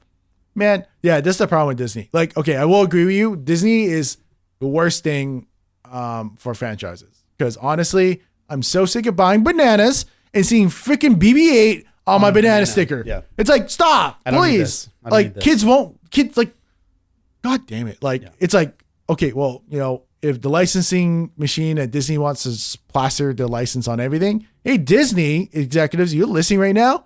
Fucking just give us some money. I think they need to cool it. The absence makes the heart grow fonder is like a message that Disney does not understand. No. The longer we have to wait in between Star Wars things, the more excited about a Star Wars thing. I mean, that's why Episode 1 just like destroyed everything. Like, Force Awakens is still one of the top 5 highest grossing movies ever. Because we had to wait a decade and then we got this movie. And hey, it was fine, whatever. We're not going to talk about the quality, but because it had been so long, it makes a fuck ton of money. And then the next one makes less, and then the next one makes less. And you can say it's definitely responsible to the quality of the movies and whatever. We're not going to talk about that, but it's the time apart makes people excited again. And how could I possibly get excited about anything Star Wars when there's 1, 2, 3, 4, 5, 6, 7, 8 Star Wars TV shows this year. And it was the same thing with MCU. Yeah. Yeah. Way too fucking many. Yeah. Because like on top of these shows we talked about, there's all the movies too. Yeah. Actually, you know what? Let's just not like, let's just pause on this because I think we should do an episode about Disney and how the fucking things are. Sure. Yeah. So, all right. Well, I'm excited for Mandalorian season 3, but we're both excited for season 2 of Loki. Yes. Everything else is kind of okay. Well, here's one thing that's not Disney. Witcher season 3. Yeah. I'm excited, but also sad at the same time. Yes. Tell me why you're sad, Jono. Sad of Henry Cavill no longer. Final season. Yeah. And then we're gonna get what's Liam? yeah, which is Luke? No, Liam. yeah, like he's a fine actor. He's fine, but he's no Henry Cavill. Well, and I think that Henry Cavill, not to discredit what the other actors do in that show, but I think he carries that show with the pure passion he displays for it. Yeah, and Geralt is one of those hard characters where he kind of, it doesn't seem to have that much going on the surface. There's a lot going behind. Yeah, but Henry Cavill, like he emotes in the way that works, and he is the heart of that show. Yeah. And when you recast him, it's going to be an entirely different show. Well, I mean, they should have just ended it. If they can't get Henry Cavill, just fucking end it. Well, I mean, Henry, have you heard about it? What do you mean? Oh, so the reason why Henry Cavill exited was because he was offered to be Superman again. This is all speculation. This is all speculation. Yes. But also, I think this might be public, is that he also complained a lot about the Witcher team. Yes, he was always at odds with the writers, and he felt like they didn't really like the source material, they didn't like the books, and they constantly wanted to change it. Yeah. And there's famously, he showed up and they had a scene written for him that he didn't like, and he was like, I don't like this, I'm going to rewrite it. And he rewrote it, and it was a scene where he, says farewell to Roach, and it's a beloved scene, and he understands the character better than anyone. He understands that franchise better than any of the writers. Yeah. And so to me, without him, there's no point. Yeah. And I can't believe they're continuing without the point of the show. Yeah, because I mean, Netflix is in big trouble because the prequel sucked. Apparently, the Michelle Yeoh one, which is really a bummer. Yeah, she's I love her. Because she's coming out from a high. Yeah, but it's like one of the most lowest rated shows of all time. Yeah, so that's about. I don't have Netflix, so I'm not going to bother watching it. But then season 4 is just gonna suck. I just stop, guys. They should have just been like, yeah, we're not making another one. Because then final season, you get more eyes on it. Yeah, but I do hope that after season 3 and they try to do season 4 and then everyone just kind of shits on it, they're like, okay, sorry, Henry, come back. Well, and I think you could keep doing Witcher stuff because there's enough lore that you can draw from. Yeah, but everyone wants to watch Geralt. Well, 100%, and I think that's the reality of it. And like I think putting Liam Hemsworth into Geralt's shoes won't work. Mm-hmm. And even if he did a good job, everyone's gonna hate him anyways. So I'm excited for season 3, but you're right, it's gonna be super bittersweet. Yeah. I'm interested in the fact that there's 5 Star Trek shows on TV. There's more Star Trek shows now than there's ever been in one time on TV. Yeah, this is why I saw your list. Yep. And do you want me to say this, like my hot take? Give me your hot take. So I have hot takes on Star Trek too. So okay, I grew up on Star Trek. Yeah. I didn't watch the first one because I thought that was really corny. Yeah, but it's great. Yeah. I didn't like Star Trek: The Next Generation when I first saw it because I was really new to it. Okay. But then I grew to love it. Yes. So I'm like, because I was like a kid going, I want to see action. 100%. I love Star Wars as a kid. Yeah. So Star Trek. Star Trek. So, but then I kind of understand like, it's storytelling and using the world and universe as a way of like telling anything they want. Yeah, and like facing real world issues through the lens of sci-fi so that you can actually discuss things more aggressive or like more boldly. Exactly, yeah. Here's my problem is that now you get in such a universe that's so big, the lore is so dense. Mm-hmm. And that the reason why I think all future Star Trek shows suck. Sorry, like I kind of like Picard season 1. It was fine. It's too action-y for my taste. It's not Star Trek. It's kind of like I'm kicking ass in Star Trek world. Yeah. I think everything kind of sucks because the lore is so there and the fans are such gatekeepers that Star Trek or Gene Roddenberry universe tries to appeal to them and kind of just like makes everything suck. I think I totally agree. Yeah. I think a big problem is the people that hold the rights to the story of Star Trek don't understand why people liked Star Trek. And so they're using a property to be like, you like Star Trek, watch Star Trek, and transforming into something that doesn't resemble Star Trek, or at least doesn't carry forward the values that the Star Treks that people hold dear, or I hold dear, have. Star Trek is the most hopeful show there is. It's about how humanity, we can beat all the things we're facing in the 21st century. We can fucking beat them. We will become better. We will beat racism. We will beat poverty. We will beat sickness. We're gonna be better, and we're gonna grow as a species to be like just elevated. And we can send out these ambassadors to the edges of the universe or the galaxy and help people. And that's not what Star Trek is anymore. Star Trek is a sci-fi show with, a dark bend. And the Star Trek Discovery, it's just not, it's fine. Like if I separate it from Star Trek, it's fine. Like, whatever. If they want to just call that Star Trek the Klingon War, sure. I'll be like, okay, cool. Just exists to appeal to that fan base. But it's just not Star Trek. It's something completely different. Same with Picard. I watched the first couple episodes and I was excited about, seeing these characters. Patrick Stewart. Data's back. Fuck yeah. It's just visions, whatever. But, and I know that they've brought in a lot of characters, 7 of 9 and shit. But it's not, the best of humanity going to face these difficult choices. It's not about these moral dilemmas that these elevated humans, that these wise humans have to contemplate. It's not this crew that's banding together to face and make the universe better. It's racists versus fucking it's like as if humans have regressed into being more of what we are today. And I think Star Trek worked when the aliens represented the darkness we had today, and these humans that represented this hopeful version of ourselves could deal with it and talk about it and actually have a discussion and be like, how do we do this? How do we face these difficult questions about culture? And Star Trek doesn't fucking do that anymore. And it's just a different thing.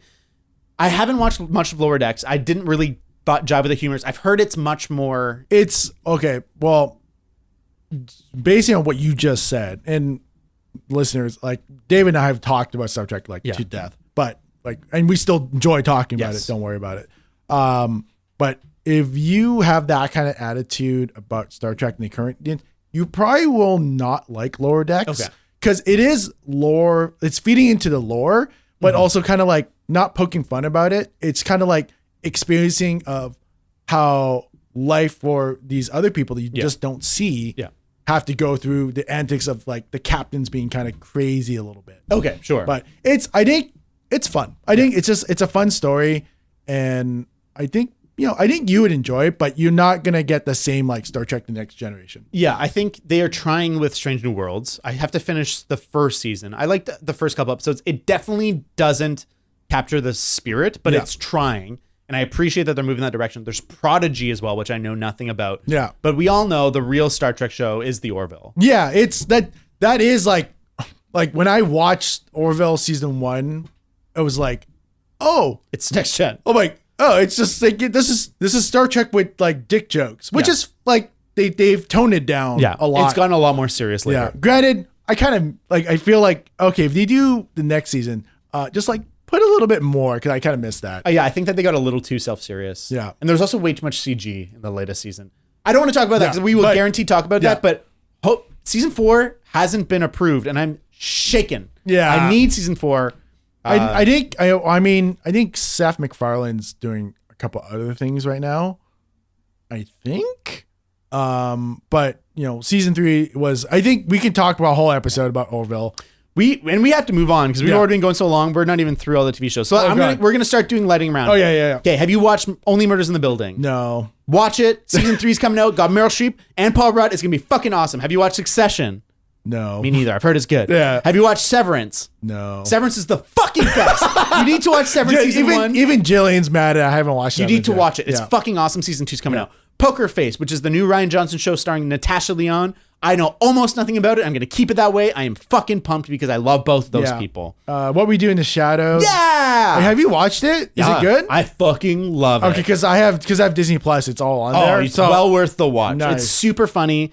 Did you watch the movie when it came out? No. So the movie came out and it's really funny. It kind of struggles at the end. but the TV show is way better than in every single way. Because the reason why I want to watch that show was the main character, the main actor is the same actor in the IT Crowd. Have you seen watch? Oh yeah, Matt Berry. Yeah. So he's the fucking funniest. I love him so much. Do you remember how he got introduced into that show? Well, he's the son of the CEO. Yeah, jumped off the building. Yeah. But like there's a church going, Father. Oh yeah. Like that is like to me like of all television media, that is the best way to ever introduce a character. Father. His voice. I love his voice. And he just like runs and just like pushes that coffin and like starts slapping. He's like, oh my God. It's like, this is the best. So that's the only reason why I want to watch that show. Definitely need to watch it for him. He's great in it. Abbott Elementary. I haven't watched it. I've heard it's great. No, it's good. Yeah. Legend of Vox Machina. Yes. Have you watched watch it? Good. No. So watch it. It's because really good. Because like it's about D&D. It's like almost like the video games. Well, it's like I think it's the characters of the Critical Role podcast, right? Yeah. So pretty much a lot of them are playing the characters. Like so one character is actually Ashley Johnson, who plays Ellie. Oh, cool. Yeah. So she's in there. So that's really good. Castlevania, it's gonna be good. Shrinking. So it's the people who did Ted Lasso. It's their show. It's Jason Segel. Yeah, Segel. Oh, really? He's a therapist who's kind of starting to lose it, and so he starts to like flip the table and like dump his shit on his clients. And it's supposed to be like, Ted Lasso tone, like like hopeful and positive. And I really enjoy Ted Lasso.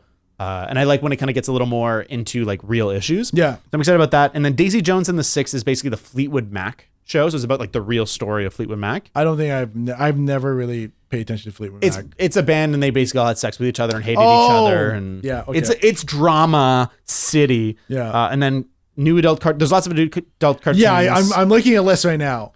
And every single thing preference I'm gonna love. Yeah. So my thing is I grew up on Clone High. Hell yeah. Like literally, like in Canada, we didn't have Adult Swim or Teletoon eventually kind of had an Adult Swim segment. Yeah, so it was Teletoon. It's a Canadian version of Adult Swim.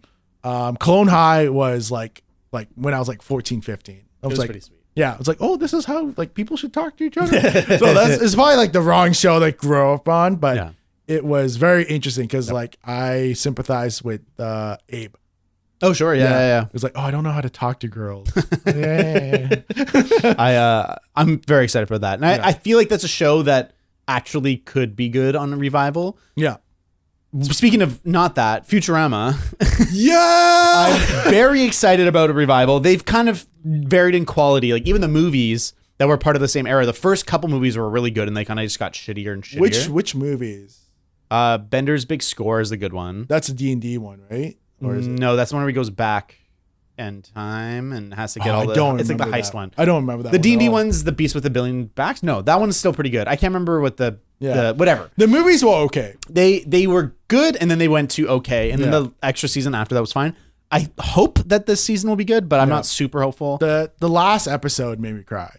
Like, oh really? Okay, let me build this. Sorry, viewers. So it's like Leela and Fry. I'm just gonna jump right in. Get stuck in time. So they do something, and it's just them existing.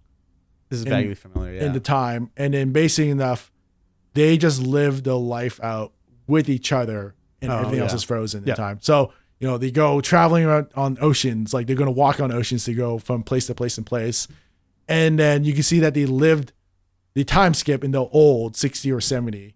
And they kind of go, so that was really good. And then Farnsworth just arrives going, hey, do you want to do it all again?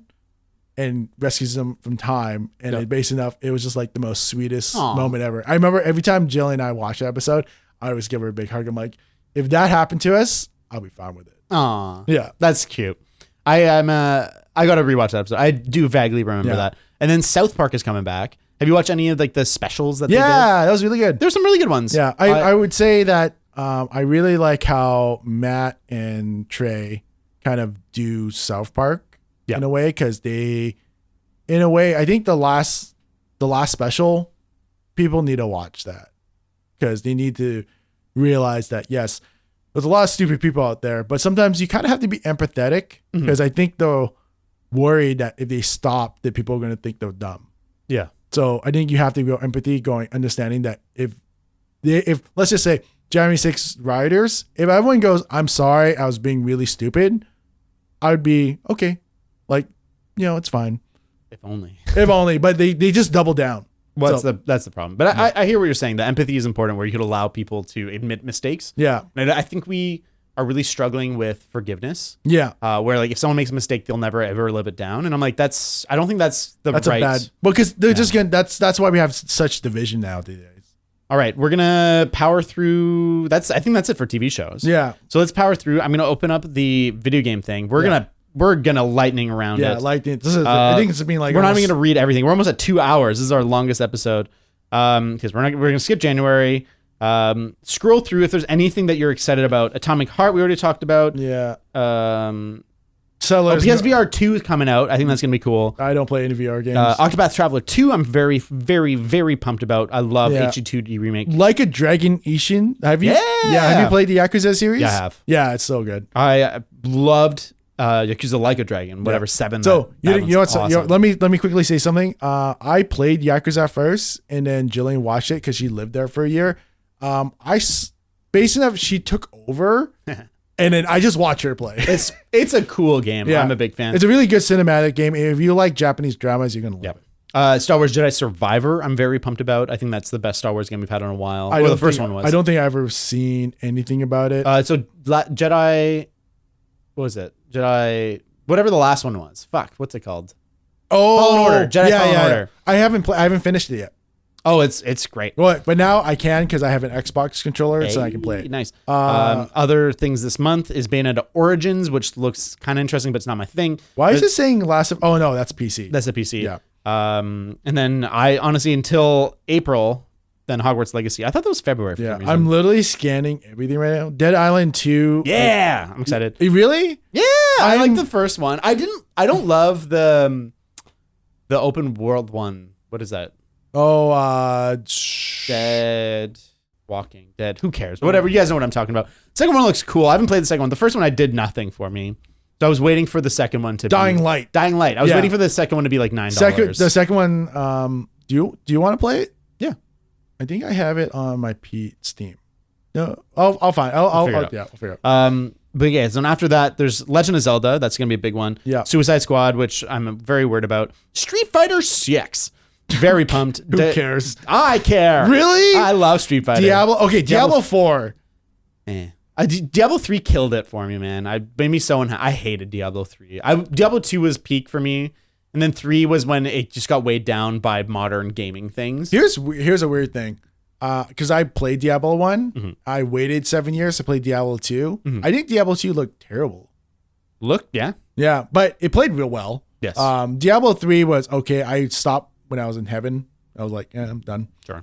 And then that's pretty much it. And then after that, there's Final Fantasy 16. It's gonna be great. I can't wait. Assassin's Creed Mirage. I don't give a shit. So I am very much over Assassin's Creed. Yeah. I think my love is 2 and 4. Those are the only ones that I actually love. 1 was fine. 3 sucks. Wait. 2 is Ezio. Ezio. But what's 3? 3 is Connor, which is in the Americas. Like it's in America. Oh yeah. So it's like Revolutionary War. No wait. Okay. So 2. Those 3 different 2. Yes. There's Brotherhood and Revelations. Revelations. Yeah. And all those are good. Yeah. 3 was disappointing. Yeah. 4 is awesome, which is Black Flag, and then they wanted to make Skull and Bones. But that game's never coming out. Who knows what's gonna happen? What I've heard about Skull and Bones. Yeah.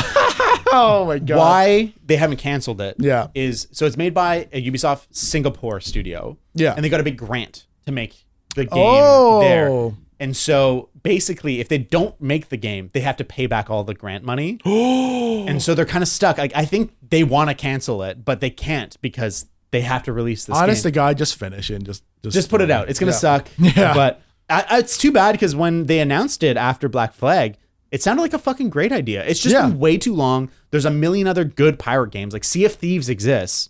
Is that good? Yeah, it's supposed to be fucking amazing. Yeah. I haven't personally played it, but I've only heard in the later stages of the game after they've kind of added more content and stuff. I've heard it's fucking awesome. Yeah, I think Chase played it. Yes. Yeah, and he enjoys it. And I like watching when he used to stream. Chase, go stream again. Hell yeah. What else is there? So there's Age of Empires 4, which I'm excited about.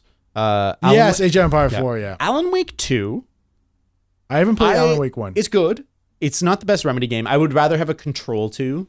I haven't played Control yet. Control's pretty fucking cool. Well, it's the story is not fully realized. Like the potential for the story is there. The universe is really cool. Yeah. But it's just like, oh, that's it? The game kind of ends. Apparently the DLC is good, but I haven't played the DLC. Yeah.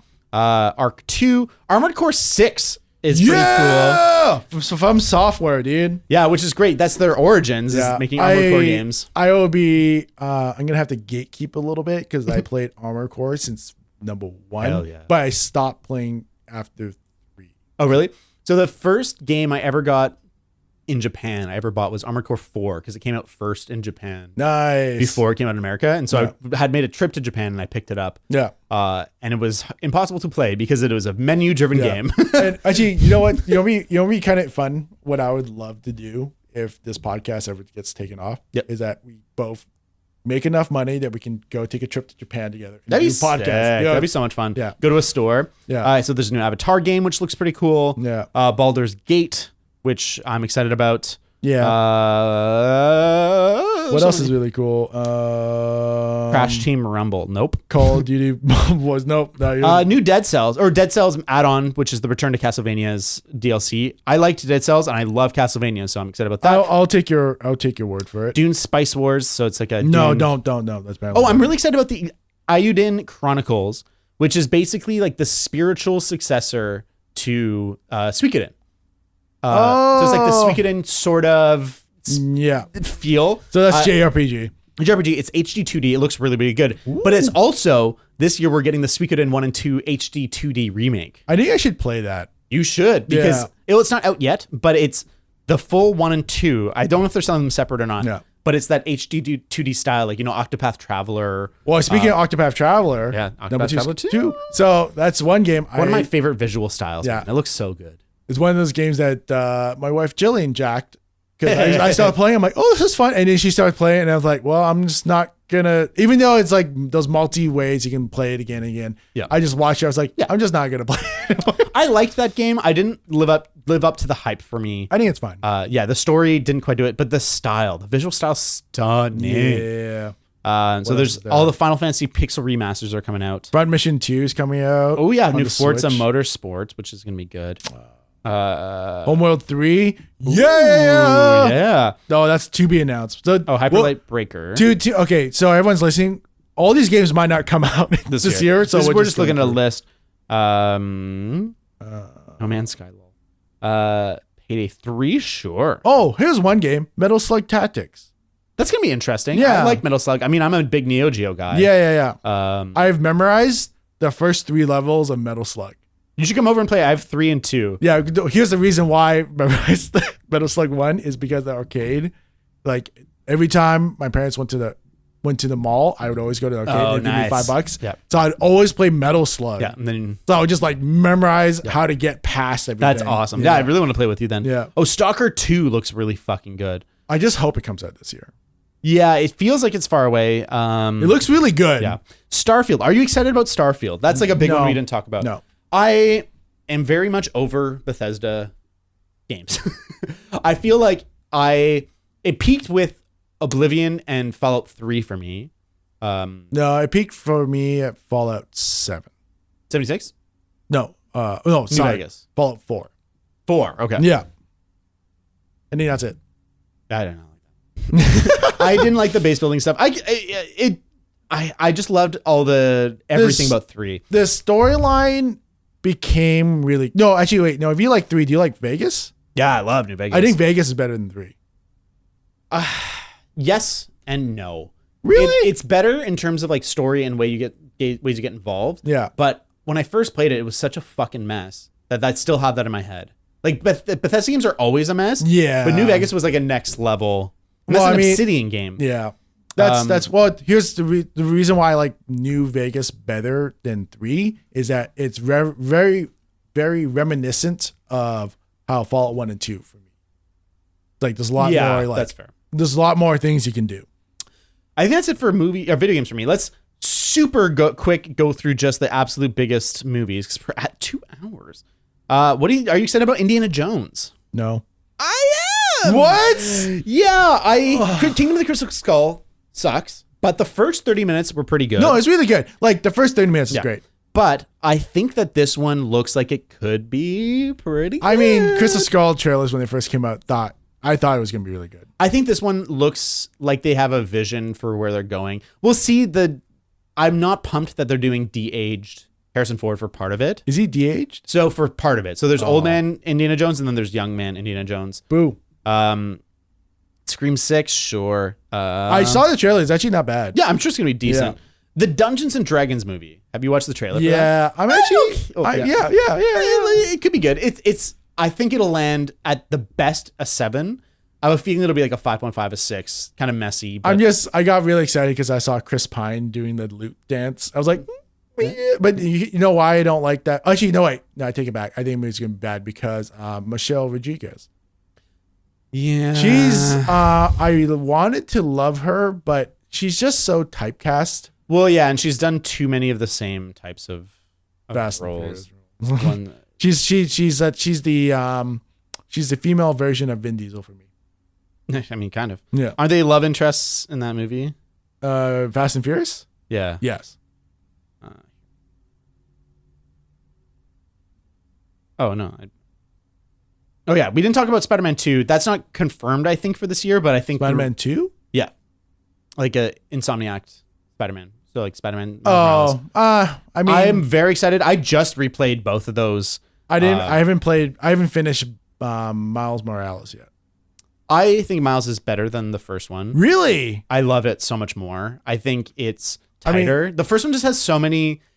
Go to this base and fight Wilson Fisk enemies. Go to this base and fight... Martin Lee enemies. Go to this base and fight Saber enemies. Yeah, I think here's my thing is that it probably Miles Morales does make sense to be better because they just took all the ingredients and the building blocks from the first one. Yeah. And they're like, okay, let's make a good story. That's fair. I want to find mine. I'm gonna just adjust my mic here. Yeah, we're gonna back. I had a list of other movies that I don't want to miss. How's my mic sound right now? That's fine. I go. Your voice sounds a little tired, like mine too. Yeah. But, we've been talking for 2 hours. It's fine.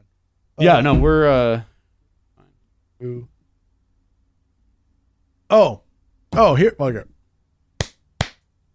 Oh no, wait. I think we talked about this already. Which one are you looking for? I have a list of like more movies too, because I wasn't gonna go through that list, but I don't really the going through the year worth of movies seems like it's gonna be. Oh, I found it. Okay. So other movies, yeah, Dune 2, Barbie.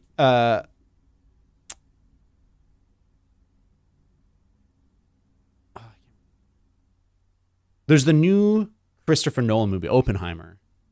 I'm not a big Christopher Nolan guy. I think actually, okay. I know we're really running long here. When David and I first kind of like started hanging out, I said the most controversial thing at you as you and James were talking about this one particular movie, and I think James was like, "Jono, what do you think about Dunkirk?"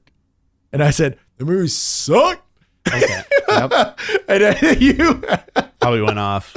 I think that was like the biggest hot take I ever did. To me, that's by far Christopher Nolan's best movie. It's his most important work. It's his most interesting creatively. And he accomplishes this feeling that other war movies don't always grasp. And it actually has a unique identity. Interstellar's good. I like Interstellar. Inception's cool, but it's so overrated and it's just a dumb movie. No, I think Inception was terrible. I really like Interstellar. I like Interstellar a lot too. Yeah. The Dark Knight movies are good, but I think they're overrated. Especially Dark Knight itself, when you really think about all the stuff that's happening, it's stupid and doesn't make sense. Are you talking about the second one? Yeah. If you go in a bad mood and you're like, I'm gonna find everything wrong with this movie, you will find a lot wrong with the movie. Here's the thing. I can't watch that movie anymore because I've watched it way too many times. That's fair. I've also watched it, 20 fucking times. I can watch Batman Begins and Batman Rises a lot, For some reason, I just can't watch Dark Knight again. Yeah, I can vibe with that. I think my favorite of that series is Batman Begins. I think for many years, Dark Knight was by far my favorite. But my love for it is just seeped away. Yeah, I still like Rises. I think Rises is pretty good. Like if Batman Begins, Rises, and Dark Knight. Like that's like the order I like them in. Okay, interesting. But yeah, Christopher Nolan movies. Who cares? Yeah. There's the new Wes Anderson. Wait. Sorry. Let me just go back to Oppenheimer. Yeah. The whole thing of him being able to ignite a nuclear bomb is the stupidest thing I've ever heard. Yeah, that's the kind of shit about cinema. I'm like, this is dumb. Yeah, but to me, I'm like, okay, that is the equivalent of Tom Cruise doing his own stunts, back to what I just referred earlier. Yeah. But to a new level of dumb. And it's like real damage to the planet. Yeah, it's like Christopher Nolan, like just stop. It's stupid. It's actually so irresponsible and reckless. And like, I'm not someone who thinks that we should do anything for cinema. Like, I don't think directors should be abusive towards their actors for cinema. I don't think that actors should abuse their families by going method for cinema. And I certainly don't think we should explode a nuclear bomb for cinema. Yeah. And so it's got a lot working against it because I just am not interested. So I'm kind of done with Christopher Nolan. Fair. So there's Asteroid City, which is the newest Anderson. Don't know anything about it. It's going to be good about. Probably be fine. Super Mario Bros. Movie. You excited? We talked about last time. We talked about it. Yeah, I'm actually pretty excited. Yeah. Oh, Renfield. I'm actually pretty pumped about. So that's the movie where it's Nicholas Hoult, who's the main Half-Life boy in Mad Max. Yeah. So he's like basically a familiar for Dracula. Ooh. And he goes like to a support group thing and he's like, I need to get out. But Dracula is Nicolas Cage. Oh, yes. I saw the trailer. Like it could be fucking awesome. Yeah. So that's on my list. What else? We're probably going to have to update this podcast. If it does well, we can do this again. Because there's a lot of movies. And also there's a lot of movies that are always shrouded in mystery. And it just kind of goes, it's coming out in 3 months. Especially Netflix does that. Yeah, and like there's so much that we don't know. But I think that's. Is there anything else you want to talk about? No, I think we talked about a lot of stuff. Yeah, I mean. Okay, pick one. You got one. You can only play, watch, or experience one of these things that we talked about in the entire year. For me, it's easy. Final Fantasy VII Remake Part 2. Like it doesn't matter if it's good or bad. I have so much love in my heart for Final Fantasy VII. I have Cloud tattooed on my back. Do you have Cloud tattooed on your back? I've got a big Cloud tattoo. God. And so that's easy for me. What about you? You get one. If I could only play, watch, or experience one, yeah. You're gonna have to say Legend of Zelda. Okay. Because the game's gonna be sandbox mode. I could be like, I played it, beat it. Now I'm gonna just ride down the mountains with a shield. Can't deny that. The hours of fun you will have. Yeah. So like to me, I could okay, I'm gonna beat the boss with a stick. I'm gonna beat a boss with a sword. Like so, you heard it here first, people. Video game. It's the year of the video game. This is the first year in history where video games are big. Oh. No, I think video games are the most exciting medium. They have so much potential and that it's untapped and it's exciting. And I think that the crossover for artistic and mainstream in video games is bigger than in movies. Like mainstream movies generally are kind of just stupid. Yeah. Whereas mainstream games can still be good. in even this part, we're seeing video games and all these games might become TV shows and movies because Last of Us has done it. Yeah. And okay, let's just end this off. We're not going to talk about it all, but let's just say the episode of Last of Us 2 was a video game. Was it good? I liked it. It just felt like I was watching someone play a video game. Yeah, me too. Yeah, cool. I liked it. All right, on that note, you can follow us at or send us emails at We did get our first fan email. Really? Yeah, that was pretty good. We'll have to read it. We'll have to do a fan mail segment. I forgot to ask. I want to ask if I can steal the sound bites from They're Just Movies. If you want to. Yeah, because it'd be fun. On that note, goodbye. Join our Patreon.